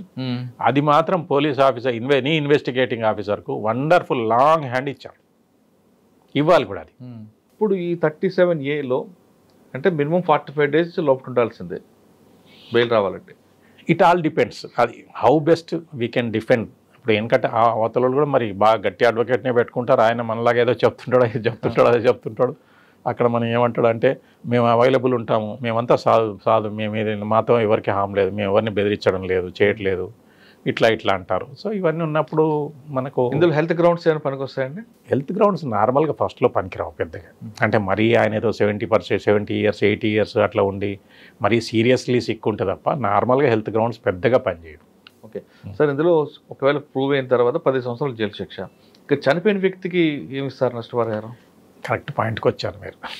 ఏమైందంటే టాడీ అడల్టరేషన్ కంట్రోల్ చేయాలంటే ఒక్క ప్రధానమైన స్టెప్ తీసుకుంటే సరిపోతుంది. ఎవరైతే టాడీ అడల్టరేషన్ ద్వారా ఎవరి కారణంగా అయితే అతను చనిపోయాడో ఆ విక్టిమ్ కాంపెన్సేషన్ వేసుకునే ప్రొవిజన్ ఎక్సైజ్ యాక్ట్లో పెట్టమనండి. అది లేదా ఇప్పుడు? లేదు. అయ్యో, అది పెట్టమనండి. ఎగబడిపోతారు. ఒక్కొక్కడు 20 లక్షలు 30 లక్షలు మీ కాంపెన్సేషన్ క్లెయిమ్ చేస్తే ఇప్పుడు దెబ్బకు పారిపోతాడు. కరెక్టే కదా. వాడు సరైన చేస్తాడు, ఇలా మూసుకొని వెళ్ళిపోతాడు. అంతే అంతే అంతే. ఇప్పుడు ఏముంది, అరెస్ట్. ఇంకోటి ఏమవుతుంది, ఇస్తే గవర్నమెంటే కాంపెన్సేషన్ ఇస్తుంది. జనరల్గా గవర్నమెంట్ ఏంటంటే లిక్కర్ విషయంలో, టాడీ అడల్టరేషన్ విషయంలో, డ్రగ్స్ విషయంలో నార్మల్గా in principle government compensation pay చేయదు. తక్కువ ఉంటుందిలేండి. కొన్ని ప్రత్యేకమైన పరిస్థితుల్లో ఏదైనా అమ్మాయిల వరం లాంటి కేసులు ఏదో కొన్ని కేసులు ఇచ్చినట్టున్నారు, బట్ జనరల్గా అయితే ఇవ్వరు. సో గవర్నమెంట్ కాంపెన్సేషన్ ఇవ్వదు, వీళ్ళు ఇవ్వరు. అంటే నువ్వు తాగినోడు నీ కర్మ అని అంటే ఎట్లాగా? సో మీరు కాంపెన్సేషన్ క్లాజ్ పెట్టండి, డెఫినెట్గా మీకు అసలు దాదాపుగా నాకు తెలిసి 2/3 వరకు కంట్రోల్ అయిపోతుంది. చేసినోడు కూడా పర్ఫెక్ట్గా. ఇప్పుడు నార్మల్గా ఏం చేస్తారంటే ఇట్లా కాకుండా ఇక అమాయకత్వంతో రా పద్ధతిలో నేను శవాన్ని తీసుకొస్తాను, టాడీ షాప్ ముందు పెడతాను, మాట్లాడతాను, గొడవ చేసుకుని ఏదో చేసుకుంటాను, వయా మీడియా ఏదో చేసుకుని వెళ్ళిపోతారు. సో ఎప్పుడైతే డబ్బులు తీసుకున్నాడో మన భారతీయులకు జనరల్గా మనకు అలవాటు ఏంటంటే డబ్బులు తీసుకోగానే సాఫ్ట్ అయిపోతాం. అయిపోయి ఎవిడెన్స్లో కూడా అటు ఇటుగా చూస్తాం, ఏదో మరి దానివల్ల దాగాడా, దేనివల్ల అదేడా, దేనివల్ల ఇదేడా చెప్పలేమని చెప్పి ఏదో చెప్పేస్తారు, అటు ఇటుగా వెళ్ళిపోతాం. ఇప్పుడు ఆ కాంపెన్సేషన్ ఏంటంటే మా వాడు చనిపోయినందుకు నేను డబ్బులు తీసుకుంటున్నా తప్ప వాళ్ళని ప్రొటెక్ట్ చేయడానికి కాదు అనే అవేర్నెస్ అతనికి ఉండాలి కదా. అవును, ఉండదు. ఏముంది సార్, చనిపోగానే మీరు అన్నట్లుగా తీసుకొచ్చి ధర్నా చేస్తారు, ఆయనకు 50,000 లక్ష రూపాయలు ఇస్తారు, ఒక కాగితం రాయించుకుంటారు. అంటే కాగితాలు ఏం పని చేస్తాయిలేండి, కాగితం పని చేయగా ఊరికనే ఇచ్చాను రాయించుకుంటాడు, అయిపోయింది. ఊరు పెద్ద మనుషులు కూర్చుంటారు, వీడికి డబ్బులు ఇచ్చి అందులో వాడు కూడా కొంత తింటాడు. అంటే ఇప్పుడు ఇందులో నష్టపరిహారం ఇవ్వాలని క్లాజ్ కని పెడితే పర్ఫెక్ట్గా అవుతుంది. చాలా వరకు పర్ఫెక్ట్ చాలా. అమ్మేవాడు కూడా జాగ్రత్తగా దగ్గర పెట్టుకుంటాడు. ఖచ్చితంగా. అసలు మీకు ఒక 3-4 కేసులు పెద్ద పెద్ద సూట్లు పడ్డాయనుకోండి, దీంట్లో కాంపెన్సేషన్ దీని మీద పడ్డాయనుకోండి, లేదా కాంపెన్సేషన్ మినిమం అమౌంట్ కూడా ఫిక్స్ చేశారనుకోండి, దాంట్లోనే ఏదైనా పెద్ద అమౌంట్ ఫిక్స్ చేశారనుకోండి, అసలు అడల్టరేషన్ దెబ్బకు 90% ఆగిపోదు. అంటే అది చాలా తక్కువ అమౌంట్ది, దానికి అంత భారీ అయితే నష్టపరిహారం అనుకోవచ్చు కదా. కళ్ళు సీసా అమ్మితే 20 రూపాయలు. మీకు అట్లా కాదు కదా మీరు. అంటే we should never ever compare the cost of toddy sold, అది కాదు అక్కడ. ఇతను లైఫ్ పోయింది, లైఫ్కు అక్కడ మనం తీసుకోవాలి తప్ప మనం దానివల్ల నాకు 10 రూపాయలే వచ్చినాయి, 20 రూపాయలే వచ్చినాయి కాబట్టి 20 రూపాయలు వచ్చింది కాబట్టి నేను 10 లక్షలు ఎందుకు ఇస్తా అంటే అక్కడ లైఫ్ కదా. మీకు మోటార్ వెహికల్ యాక్సిడెంట్స్ దీంట్లో ఉంది. ఒక మనిషికి ఎట్లా ఇస్తారు చెప్పండి? అతని ఏజ్ చూస్తారు, అతని ఎర్నింగ్ కెపాసిటీ చూస్తారు, చూసి ఏదో కనీసం ఏంటంటే ఒక 3 సంవత్సరాల యావరేజ్ తీసుకుంటారు. అక్కడి నుంచి ఆయన 60 ఇయర్స్ దాకా కనీసం క్యాల్కులేట్ చేసి ఇయర్ ఎంత సంపాదిస్తున్నా అంత లెక్కలేసి ఇస్తారు. అవును, అలాంటి చనిపోయిన ప్రతి వ్యక్తి ₹1 కోటి ఇవ్వాలండి. చెప్తున్నాను, అట్లానే కాదు, ఒక మినిమం ఇంత కాంపెన్సేషన్ అని చెప్పి పెట్టారనుకోండి, డెఫినెట్గా అది చాలా ఇంపాక్ట్ వస్తుంది. సార్, ఇటువంటి సంఘటనలు ఇకపై రిపీట్ కాకుండా ఉండాలంటే మీరు ఏం చెప్తారు గవర్నమెంట్కి? ఫస్ట్ థింగ్ ఏంటంటే మనకున్న యూనిట్ని, ఒక్కొక్క యూనిట్ని కంట్రోల్ చేయమంటారు, క్లోజ్ చేయమంటారా? లేదు మీరు అన్నట్లుగా నష్టపరిహారం సెక్షన్ యాడ్ చేస్తే ఆటోమేటిక్గా? ఫస్ట్ థింగ్ ఒకటి టాడీ ట్యాపింగ్, మళ్ళీ నంబరింగ్ పెట్టడం బెటర్ అండి. ట్రీస్ నంబరింగ్ పెట్టడం అనేది కంపల్సరీ, ట్రీస్ ఎన్యూమరేషన్ కంపల్సరీ పెట్టాలి ఫస్ట్. అది రెండోది ఏంటంటే కొంచెం ఈ ట్రాన్స్పోర్టేషన్ అవి కూడా రెగ్యులర్గా చెక్ చేయడం, చేయాలి. మూడోది టాడీ ట్యాపింగ్ టెస్ట్ కంపల్సరీ చేయాలి. సో ఎవరైనా ఒక సొసైటీలో కొంతమంది మెంబర్స్ కంప్లైంట్ ఇచ్చారనుకోండి, ఏమని ఈవెన్ 1 మెంబరే ఇచ్చాడనుకోండి, ఇప్పుడు నువ్వు జెన్యూన్ ట్యాపరే కదా, అతను కంప్లైంట్ ఇచ్చాడు, ఓకే ఫ్రివలస్ కంప్లైంటే, చెక్ చేయడంలో నష్టమే ఉంది, నువ్వు ఎట్లాగో ట్యాప్ చేస్తున్నావు కదా, నష్టమేముంది? సో అది ప్రాబ్లం. ఓకే, ఈ 3 చేసి చాలంటారా? ఈ 3 చేసి కాంపెన్సేషన్ పెట్టేస్తే చాలు. ఓకే, అలా కాకుండా ఇప్పుడు కొన్ని యూనిట్స్ ఉన్నాయండి, నారాయణపేట కానీ మహబూబ్నగర్ యూనిట్లో ఒక్కొక్క యూనిట్ని క్లోజ్ చేస్తారనుకో. క్లోజ్ చేసినప్పుడు మీ విత్డ్రా సిండ్రోమ్ స్టార్ట్ అవుతాయి, పెద్ద ఇష్యూ అవుతుంది. అక్కడున్న యూనిట్లో ఆఫీసర్లందరినీ, అంటే అంబులెన్స్, నర్సు అంతా పెట్టి ఒక యూనిట్ క్లోజ్ చేసినప్పుడు అక్కడ జరిగిన నష్టపరిహారం, నష్టం జరుగుతున్న అందరికీ వాళ్ళకి ఒక ప్యాకప్ చేస్తాయి, ఒక పైలట్ ప్రాజెక్ట్గా పెట్టి ఒక్కొక్క యూనిట్ క్లోజ్ చేసుకెళ్ళి ఎలా ఉంటుంది? అంటే ఇప్పుడు కాంపెన్సేషన్ అనే ప్రొవిజన్ యాక్ట్లో పెట్టాలంటే మాత్రం అది పైలట్ ప్రాజెక్ట్ కింద కాదు, అది కంపల్సరీ మీరు అది యాక్ట్లో పెట్టాల్సిందే తప్ప దానికి పైలట్ ప్రాజెక్ట్ చేయలేము. నేను అంటుంది ఇది యూనిట్ నే క్లోజ్ చేసుకుంటాయి. ఇప్పుడు కళ్ళు తక్కువ లేవు, కళ్ళు చెట్లు లేవు, ఎందుకు అక్కడికి యూనిట్ ఎందుకండి? నేను అది చాలా ఈ ప్రాబ్లం వల్ల ఇదే నేను చెప్పాను కదా, మళ్ళీ అగైన్ లైవ్లీహుడ్ అని ఇవన్నీ క్లెయిమ్స్ వస్తాయి. ఇవన్నీ క్లెయిమ్స్ లైవ్లీహుడ్ ఎందుకు సార్? వేరే ఆల్టర్నేటివ్ ఇవ్వాలి. అదే ఇప్పుడు మనకు అది చెప్పేది అదే. ఇప్పుడు లైవ్లీహుడ్ వాళ్ళకి ఆల్టర్నేటివ్ లైవ్లీహుడ్ ప్రొవైడ్ చేయగలిగితే, ప్రొవైడెడ్ ట్యాపర్స్ కాని వాళ్ళకైతే ఏం లైవ్లీహుడ్ ఇవ్వాల్సిన పని లేదు. నిజంగా చెప్పాలి, ఆ 15% ట్యాపర్స్ తప్ప, నాన్ ట్యాపర్స్, ఇన్సిడెంటల్ ట్యాపర్స్ తప్ప మిగతా వాళ్ళిద్దరికి లైవ్లీహుడ్ ఇవ్వాల్సిన పని లేదు. వాళ్ళ వరకు ఇచ్చి చేసుకోవచ్చు. ఇవన్నీ ఇప్పుడు మేము మాట్లాడుతున్నాం అనుకోండి, కాంట్రవర్షియల్ అయి కూర్చుంటాయి. సో ఇంతవరకే అదే తక్కువ పేదవాడికి అయితే తక్కువ రేటు, మనకి లిక్కర్ అలవాటు చేయడానికి ఇదో కొత్త ప్రాజెక్ట్ అని గవర్నమెంట్ మీద వెళ్తుంది. కానీ ఒక్కటి మాత్రం నిజం, genuine rights of tappers and genuine interest of tappers must be protected. ఎందుకంటే ఇప్పుడు నేను నా చిన్నతనంలో నేను 8th క్లాస్ 9th క్లాస్లో ఉన్నప్పుడు ఆంధ్రకల్ప వృక్షం అని చెప్పాను అనేవాళ్ళు తాటి చెట్టు గురించి. ఇప్పటికి కూడా తాటి చెట్టు వాటి వల్ల అన్ని ప్రయోజనాలు ఉన్నాయి. ఈ అడల్ట్రేషన్ వల్ల అది మంచిది కాదు, ఇది మంచిది కాదు. యాక్చువల్గా that tree is wonderfully suited for drought areas. తాడి తప్పు కాదు, తాడి అడల్ట్రేషన్ మాత్రమే తప్పు. ఒక చెట్టు నుంచి ఎన్ని లీటర్లు వస్తాయండి? రోజుకి వస్తాయా, వారానికి ఒకసారి వస్తుంది? లేదు, అది సీజన్ ఉంటుందిలేండి, ఆ సీజన్లో వస్తుంది. మామూలుగా ఇప్పుడు జూన్లో అట్లా రోజు రాదా? రోజు సంవత్సరం పొడుగునా ఉండదు. మీకు నార్మల్గా ఏంటంటే జనవరి అట్లా స్టార్ట్ అవుతుంది అనుకుంటున్నాను, మే వరకు వస్తుంది. తర్వాత దీంట్లో పోత్తాళ్ళు అని ఉంటాయి, అంటే మేల్ అండ్ ఫెమేల్ ట్రీస్ ఉంటాయి. మేల్ ట్రీస్ 2 months ఇస్తాయి, హెవీగా ఇచ్చేస్తాయి. ఇవి మిగతాయి మాత్రం 5 months ఇస్తాయి, 5 to 6 ఫిమేల్ 5 months.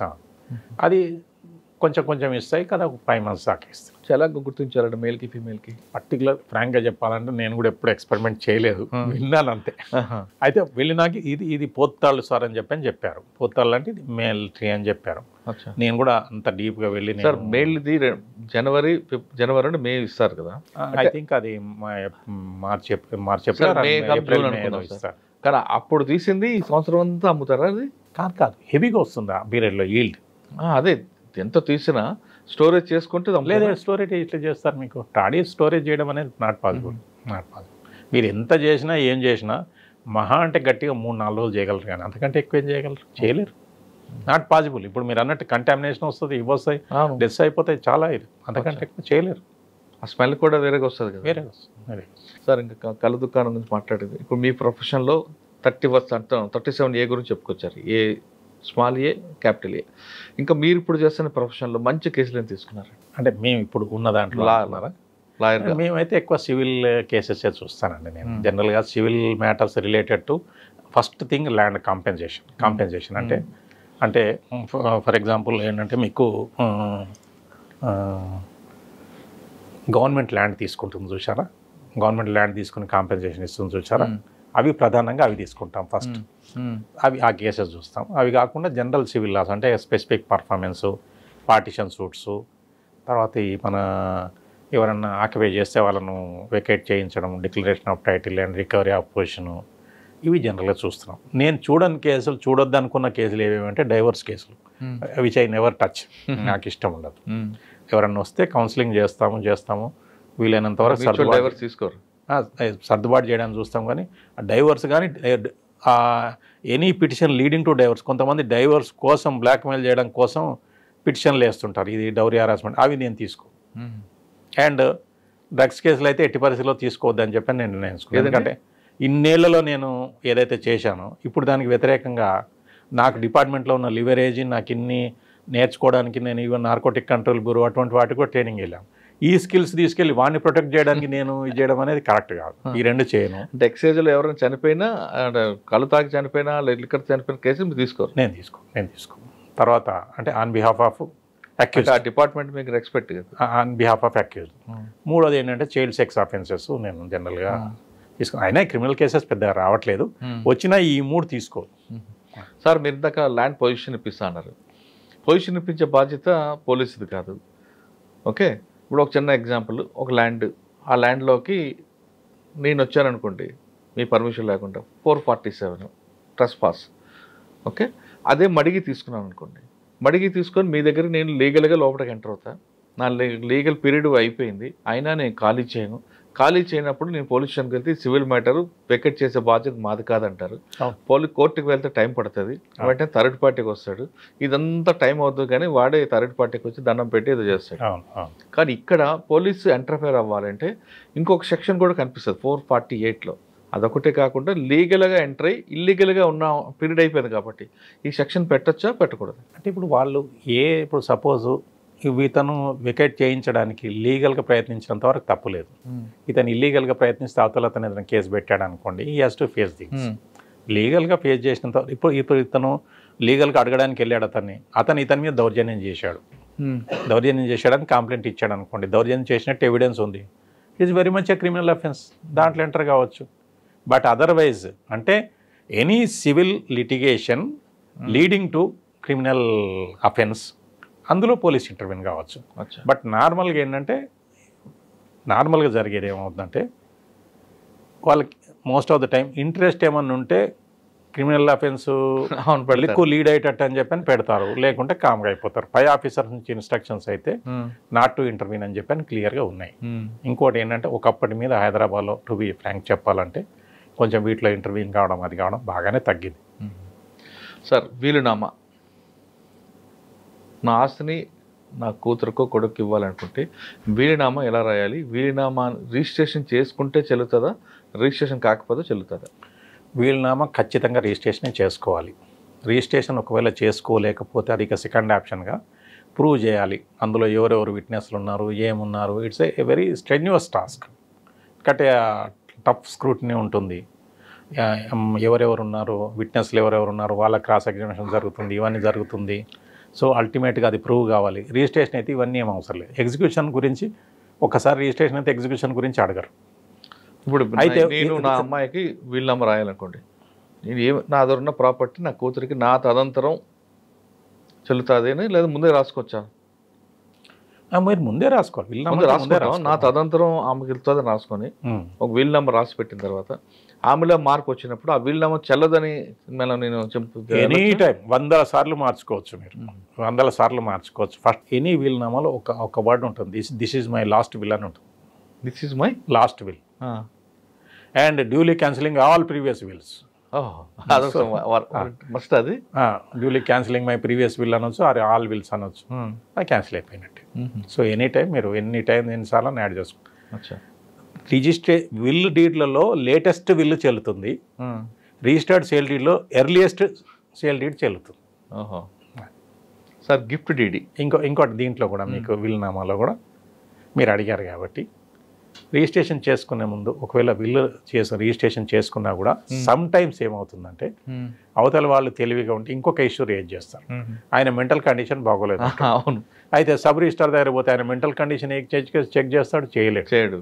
కాబట్టి to avoid further litigation better to get a certificate from government certified or government psychologist that he is okay, is of sound mind అని తీసుకుని తర్వాత రాస్తే అది బెటర్. అచ్చా, అంటే వీళ్ళు రాసేటప్పుడు నా హెల్త్ కండిషన్ కూడా అందులో ముందు అది తీసుకున్న 2-3 రోజుల్లోనే రిజిస్ట్రేషన్ వీళ్ళు రిజిస్ట్రేషన్ చేసుకోవడం బెటర్. అది ఎప్పుడు ఫ్యూచర్లో ఇబ్బంది ఉంటుంది, ఏ ఇబ్బంది ఉండదు. అంటే అమ్మాయికి కానీ అబ్బాయికి కానీ ఎవరైనా ఇబ్బంది పెడితే ఆల్రెడీ సర్టిఫికేట్ ఉంది కాబట్టి చూపి. మేము మీరు అన్నట్టు ఒక 1 year కింద ఇటువంటి వ్యక్తే వచ్చారు, మా ఫ్రెండ్ సంబంధించిన ఆయన ఫ్రెండ్ సంబంధించి వచ్చారు. వాళ్ళు వస్తే ఏం చెప్పానంటే ఫస్ట్ వెళ్ళి తీసుకురమ్మన్నా. ఆయన ఏమన్నాడంటే మా కొడుకు కొంచెం బాగా ఇబ్బంది పెడుతున్నాడు, ఇది చేస్తున్నాడు అని చెప్పి చేశారు. అయితే వెళ్ళాము, ఆ సర్టిఫికేట్ తెచ్చుకున్న తర్వాత రిజిస్ట్రేషన్కి వెళ్ళాడు, రిజిస్ట్రేషన్ అయిపోయింది. వచ్చిన తర్వాత ఒక మంచి హై HD కెమెరా పెట్టి నేనే రికార్డ్ చేయించాను. ఏమంటే నేను ఇంతకుముందే వెళ్ళాను, వీలునామా రాశాను, ఇగో ఇవి అంశాలు, ఇక ఇదని చెప్పారు. ఆ తర్వాత 1 week 10 daysలోనే ఆయన ఇది చేశాడు. తర్వాత జరిగింది ఏంటంటే నేను అంతకుముందు ఆయన ఏదో వీలునామా రాసుకున్నట్టు చేసుకున్నట్టు ఏదో ఫేక్ ఒకటి అన్రిజిస్టర్డ్ ఏదో పట్టుకుని వచ్చి చేశాడు. చేసిన తర్వాత లాయర్ దగ్గరికి వెళ్ళాడట. వెళ్ళిన తర్వాత అతనికి రిజిస్ట్రేషన్ ఉందా లేదా వీలునామా ఏమైనా ఉందా, ఇంకేమైనా రాశాడా కనుక్కోండి అని చెప్పారంటే తర్వాత ఈ కాపీ సంపాదించి తీసుకెళ్ళి చేశాడు. అయితే అతను ఏమన్నాడంటే దాంట్లో నేను ఇట్లా చెక్ చేశాను, నేను డాక్టర్తో చెక్ చేయించుకున్నాను, నా సౌండ్ మైండ్ అన్నాడు, ఇది చేశాను అండ్ నేను రిజిస్ట్రేషన్ చేస్తున్నాను, ఇవన్నీ చూసిన తర్వాత అతనికి వేరే సోర్సెస్ ద్వారా కూడా వీడియో రికార్డ్ కూడా చేశారని చెప్పి చెల్లింది. అతను ఏమన్నాడంటే ఇట్ ఈజ్ యూజ్లెస్ ఎక్సర్సైజ్, నువ్వేం చేస్తావు, మా సౌండ్ మైండ్ ఉంది, రిజిస్ట్రేషన్ చేశాడు, వీడియో ఉంది, ఇంకేం చేస్తావు నువ్వు ఏం చేయలేవు పో అన్నాడు. So my experiment succeeded. తండ్రి ఆస్తిలో కూతురికి భాగం, తండ్రి తాతల దగ్గర నుంచి ఆస్తిలోనే భాగం ఉంటుందా, లేదా తండ్రి తన సంపాదనలో కూతురికి భాగం ఇవ్వాలా? దీంట్లో ఏంటంటే యాన్సెస్ట్రల్ ప్రాపర్టీ ఒకటి, ఓన్ ప్రాపర్టీ ఒకటి. సో యాన్సెస్ట్రల్ ప్రాపర్టీలోనే షేర్ ఉంటుంది. ఇక ఈ ఫస్ట్ యాన్సెస్ట్రల్ ప్రాపర్టీ మాట్లాడదాం. యాన్సెస్ట్రల్ ప్రాపర్టీలో షేర్ ఉంటుంది. అయితే ఎన్టీ రామారావు గారు తీసుకొచ్చిన 87లో ఎప్పుడు తీసుకొచ్చి దాంట్లో ఏముందంటే ఒక కట్ ఆఫ్ డేట్ పెట్టాం. ఆ కట్ ఆఫ్ డేట్ అవతల మ్యారేజ్ అయిన వాళ్ళకి రైట్ లేదు, కట్ ఆఫ్ డేట్ యువతల మ్యారేజ్ అయిన వాళ్ళకి రైట్ ఉంది వాళ్ళకి. కాకపోతే ఒక్క లిమిటేషన్ పెట్టారు, కూతురు ప్రాపర్ పార్టిషన్ గురించి అడగడానికి వీల్లేదు, పార్టిషన్ అయినప్పుడు నీకు వస్తుంది. అర్థం, కూతురు రైట్ లేదు, పార్టిషన్ అడగడానికి రైట్ లేదు, పార్టిషన్ అయినప్పుడు నీది నీకు వస్తుంది. కొడుకు అడగొచ్చు, పార్టిషన్ కోసం అడగొచ్చు, ఆ కొడుకు పార్టిషన్ అడిగినప్పుడు కూతురు కూడా ఇవ్వాలి. తండ్రి ఆస్తులు కొడుకు పార్టిషన్ అడగచ్చు, కానీ తాత ముత్తాతల ఆస్తులు అడిగే తండ్రి ముత్తాత ఆస్తుల్లోనే, నేను ముత్తాత ఆస్తుల గురించి మాట్లాడుతున్నాను అనుకోండి, దాంట్లో పార్టిషన్ గురించి అడిగే హక్కు కొడుకుకు ఉంది, కూతురుకు లేదు. కూతురుకు మాత్రం ఇవ్వాలి, కంపల్సరీ ఇవ్వాలి. సో 2005లో అమెండ్మెంట్ అయింది. దీనికి ఏముందంటే నో లిమిటేషన్స్. ఇంకా ఇప్పుడు ఏది ఈ డేట్ ఆ డేట్ అని ఏం లేదు, మ్యారేజ్ డేట్తో సంబంధం లేదు. తర్వాత పార్టిషన్ అడగకూడదని లేదు, కూతురు కూడా పార్టిషన్ అడగవచ్చు. ఈ రెండు ప్రధానమైన చేంజెస్ వచ్చేసినాయి. సో కూతురు స్ట్రేట్ అవే పార్టిషన్ సూట్ వేసుకోవచ్చు, అప్పుడు లేదు. సార్ ఫైనల్గా చెప్పండి, మీ గురించి మాట్లాడుతుంటే దీనికి టైం సరిపోయినట్లేదు. లీగల్గా ఈ డిపార్ట్మెంట్లో లీగల్గా రావాలనుకున్న అడ్వకేట్స్కి మీరు ఇచ్చే మెసేజ్ ఏంటండి? అంటే ఒకప్పుడు లాయర్ అనగానే ఒక నమ్మకం ఇప్పటికీ ఉంది, కానీ అప్పుడు అంత లేదు. ఒకప్పుడు ఒక కక్షిదారు వచ్చారంటే అర్ధరాత్రి తలుపు కొట్టినా వాళ్ళకి అన్నం పెట్టి పిటిషన్ తీసుకున్న లాయర్లు చూసాం. కానీ ఇప్పుడు అది లాయర్ దగ్గరికి వెళ్ళాలంటే ముందు అపాయింట్మెంట్ తీసుకోవాలి, దానికి ఒక ఫీజు పెట్టారు. ఫీజు పెట్టిన తర్వాత మళ్ళీ తర్వాత కోర్టు ఫీజులని, తర్వాత ఎక్స్ట్రా ఇంకెక్కువ గుంజుకుంటున్నారు. దీన్ని మనం ఏ విధంగా చూడాలండి? ఇదంతా దీంట్లో సూపర్ సీనియర్ అడ్వకేట్స్ను వదిలిపెడితే మిగతా వాళ్ళు ఎవరైనా క్లయింట్ను ఒక మనీ ఏటీఎంలో గివింగ్ మెషిన్ లాగా చూడకూడదు. ఫస్ట్ థింగ్, క్లయింట్ ఏంటంటే అతని జెన్యూన్ ఇంట్రెస్ట్ ప్రొటెక్ట్ చేయడం మన బాధ్యత. అటువంటిప్పుడు నా దగ్గరికి ఎంతోమంది వస్తున్నారు, నేను ఎవరి దగ్గర కూడా నేను అమౌంట్ తీసుకున్నాను unless he files a case. అన్నీ చెప్తాము, ప్రోస్ అండ్ కాన్స్ అన్నీ చెప్తాము, డిసైడ్ చేసుకున్నాం. ఫస్ట్ థింగ్ ఏంటంటే మనము అబద్ధాలు చెప్పకూడదు, అనవసరమైన ప్రామిసులు చేయకూడదు. సో ఏదైతే ఉంది ఈ కేసులో ఈ మేరకు ఉంది, ఈ మేరకు లేదు, ఇది అవకాశం ఉంది, టోటల్ నిజాలు చెప్తే మీరు ఉండడు కదండి. చెప్తాను, టోటల్ ఇంట్రికసీస్ చెప్పాల్సిన పని లేదు, కానీ టోటల్గా నీకు ఈ ప్రొవిజన్ ఆ ప్రొవిజన్ చెప్పాల్సిన పని లేదు. బట్ నీ కేసు ఎంత బలంగా ఉంది, ఏముంది, అది ఇది అని చెప్పి చెప్పొచ్చు. ఈ రకంగా ఉంది, లేదు నేను పెద్దగా స్కోప్ లేదు, నేను ప్రయత్నిస్తాను అని చెప్పి. కానీ గుర్తుపెట్టుకోండి, మీరు ఎంత ట్రాన్స్పరెంట్గా ఉంటే క్లయింట్కు మీ మీద అంత గౌరవం పెరుగుతుంది. మనం ఏమనుకుంటామంటే అతను బయటికి వెళ్ళిపోతాడని, వెళ్ళడు. మీరు ఎంత ట్రాన్స్పరెంట్గా ఉంటే మీ మీద గౌరవం పెరుగుతుంది. కానీ ఇప్పుడున్న కొంతమంది క్లయింట్స్ మీరు నిజాలు చెప్తే నమ్మకుండా వానికి పెద్ద ఆఫీసు, ఆ సెటప్ ఉన్న వాళ్ళే పెద్ద లాయర్ అనుకుంటున్నారు. ఒకటి ఉందిలేండి, ఇప్పుడు ప్రతి దాంట్లో ఉంది. ఇప్పుడు ఇవన్నీ మనం పెద్ద పట్టించుకోవాల్సిన పని లేదు, పోతాడు, మనం ఏం చేస్తాం. వాళ్ళకి తగిన అడ్వకేట్లు బయట ఉన్నారు, వాళ్ళని చూసుకుంటారు. మనకి కొంతమంది అడ్వకేట్స్ మిమ్మల్ని నమ్మి ఒక క్లయింట్ మీకు అన్ని ఆధారాలు ఇస్తారు, కానీ అదే ఆధారాలు ఆపోజిట్ పార్టీకి ఇచ్చి ఆయనకు సంబంధించిన అడ్వకేట్స్ వాళ్ళకు అటువైపు కూడా పిటిషన్ ఎంచుకున్న అడ్వకేట్లు కొంతమంది కనిపిస్తుంటారు. అది హైలీ ఇమ్మారల్. ఇంకోటి ఏంటంటే ప్రొఫెషనల్ ఎథిక్స్ మొత్తం టోటల్గా 180 degrees ఆపోజిట్. సో అటువంటిది ఎట్టి పరిస్థితుల్లో కూడా అది కాదు. ఈవెన్ బార్ కౌన్సిల్ కూడా అటువంటిది ఏదైనా నడిస్తే డిసిప్లినరీ కమిటీకి పోతే డెఫినెట్గా యాక్షన్ తీసుకుంటారు. ఈ రోజు వరకు కూడా ఇది ఉంది, కంపల్సరీగా తీసుకుంటారు. అదేంటంటే that is the last thing an advocate should not do, is expected to do. అది మనం చేయకూడదు ఎట్టి పరిస్థితుల్లో. ఇంకోటి ఏంటంటే మీరు అడ్వకేట్ అడ్వైజ్ అని అడిగారు కదా, అడ్వైజ్ అని చెప్తాను. ఫస్ట్ థింగ్, సబ్జెక్ట్లో మాస్టరీ సంపాదించుకోవాలి ఎంత వీలైతే అంత. ప్రతి ఒక్కరు మనం ఏం మాస్టర్లం కాదు, అందరూ జీరో నుంచి మొదలుపెట్టే వాళ్ళమే. మనం స్టడీ చేయాలి, మనం ఎప్పటికప్పుడు డెవలప్మెంట్స్ తెలుసుకుంటూ ఉండాలి. ఎస్పెషల్లీ మన స్పెషలైజేషన్ ఉన్న సబ్జెక్ట్లో తెలుసుకుంటూ ఉండాలి. తెలుసుకుంటూ ఉంటూ దాంతోపాటుగా మనం ఇంకోటి కమ్యూనికేషన్ స్కిల్స్ చాలా ఇంపార్టెంట్. కమ్యూనికేషన్ స్కిల్స్ డెవలప్ చేసుకోవాలి. రెండోది ఏంటంటే అన్నిటికంటే ముఖ్యంగా తోటి అడ్వకేట్ వాళ్ళతో కూడా కలిసి ఉండాలి, బాగుండాలి, ఫ్రీగా ఉండాలి. ఈవెన్ అవతల అడ్వకేట్తో కూడా స్నేహంగా ఉండొచ్చు, తప్పులేదు. కానీ మనం ఏంటంటే మన కేసు విషయం ఎప్పుడు కూడా అవతల అడ్వకేట్తో, మన క్లయింట్ లేనప్పుడు మనం మాట్లాడకూడదు. మన క్లయింట్ లేకుండా అవతల అడ్వకేట్తో, ఆపోజిట్ అడ్వకేట్తో మనము ఎప్పుడు కూడా మాట్లాడకూడదు. ఈ బేసిక్ థింగ్స్, ఈ ఎథిక్స్ ఉన్నప్పుడు అడ్వకేట్ ప్రొఫెషన్ ఏంటంటే అందరు అనుకున్నట్టుగా అంత మరీ దారుణం కూడా ఏం లేదు. నాకు తెలిసి పెద్దగా లగ్జరీగా బతకలేమేమో, కానీ లైవ్లీహుడ్కి ఏం డోకా లేదు. ఈ ప్రొఫెషన్ ఎప్పుడు అన్యాయం చేయదు ఎవరికి. డెఫినెట్గా ప్రతి ఒక్కరు ఎంతో బాగానే ఉంటుంది, ఏం ప్రాబ్లం లేదు. పైగా ఇవాళ రేపు కొన్ని ఇవి కూడా వచ్చేసినాయి, ఇప్పుడు ఇన్సూరెన్స్లు వచ్చేసినాయి, హెల్త్ ఇన్సూరెన్స్లు వచ్చేసినాయి. ఒకప్పుడు ఇన్ని ఫెసిలిటీస్ లేవు. సో బాగానే ఉంది. డెఫినెట్గా మనం పెద్దగా ఈ ప్రొఫెషన్లో అంత డిసప్పాయింట్ కావాల్సిన పని ఏం లేదు. It's fine.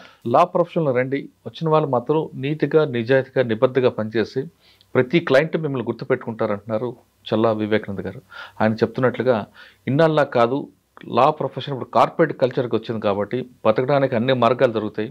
పర్టికులర్గా కేసుల విషయంలో మాత్రం నీతిగా, నిజాయితీగా ఉండేటట్టు చల్లా వివేకానంద గారు చెప్తున్నారు.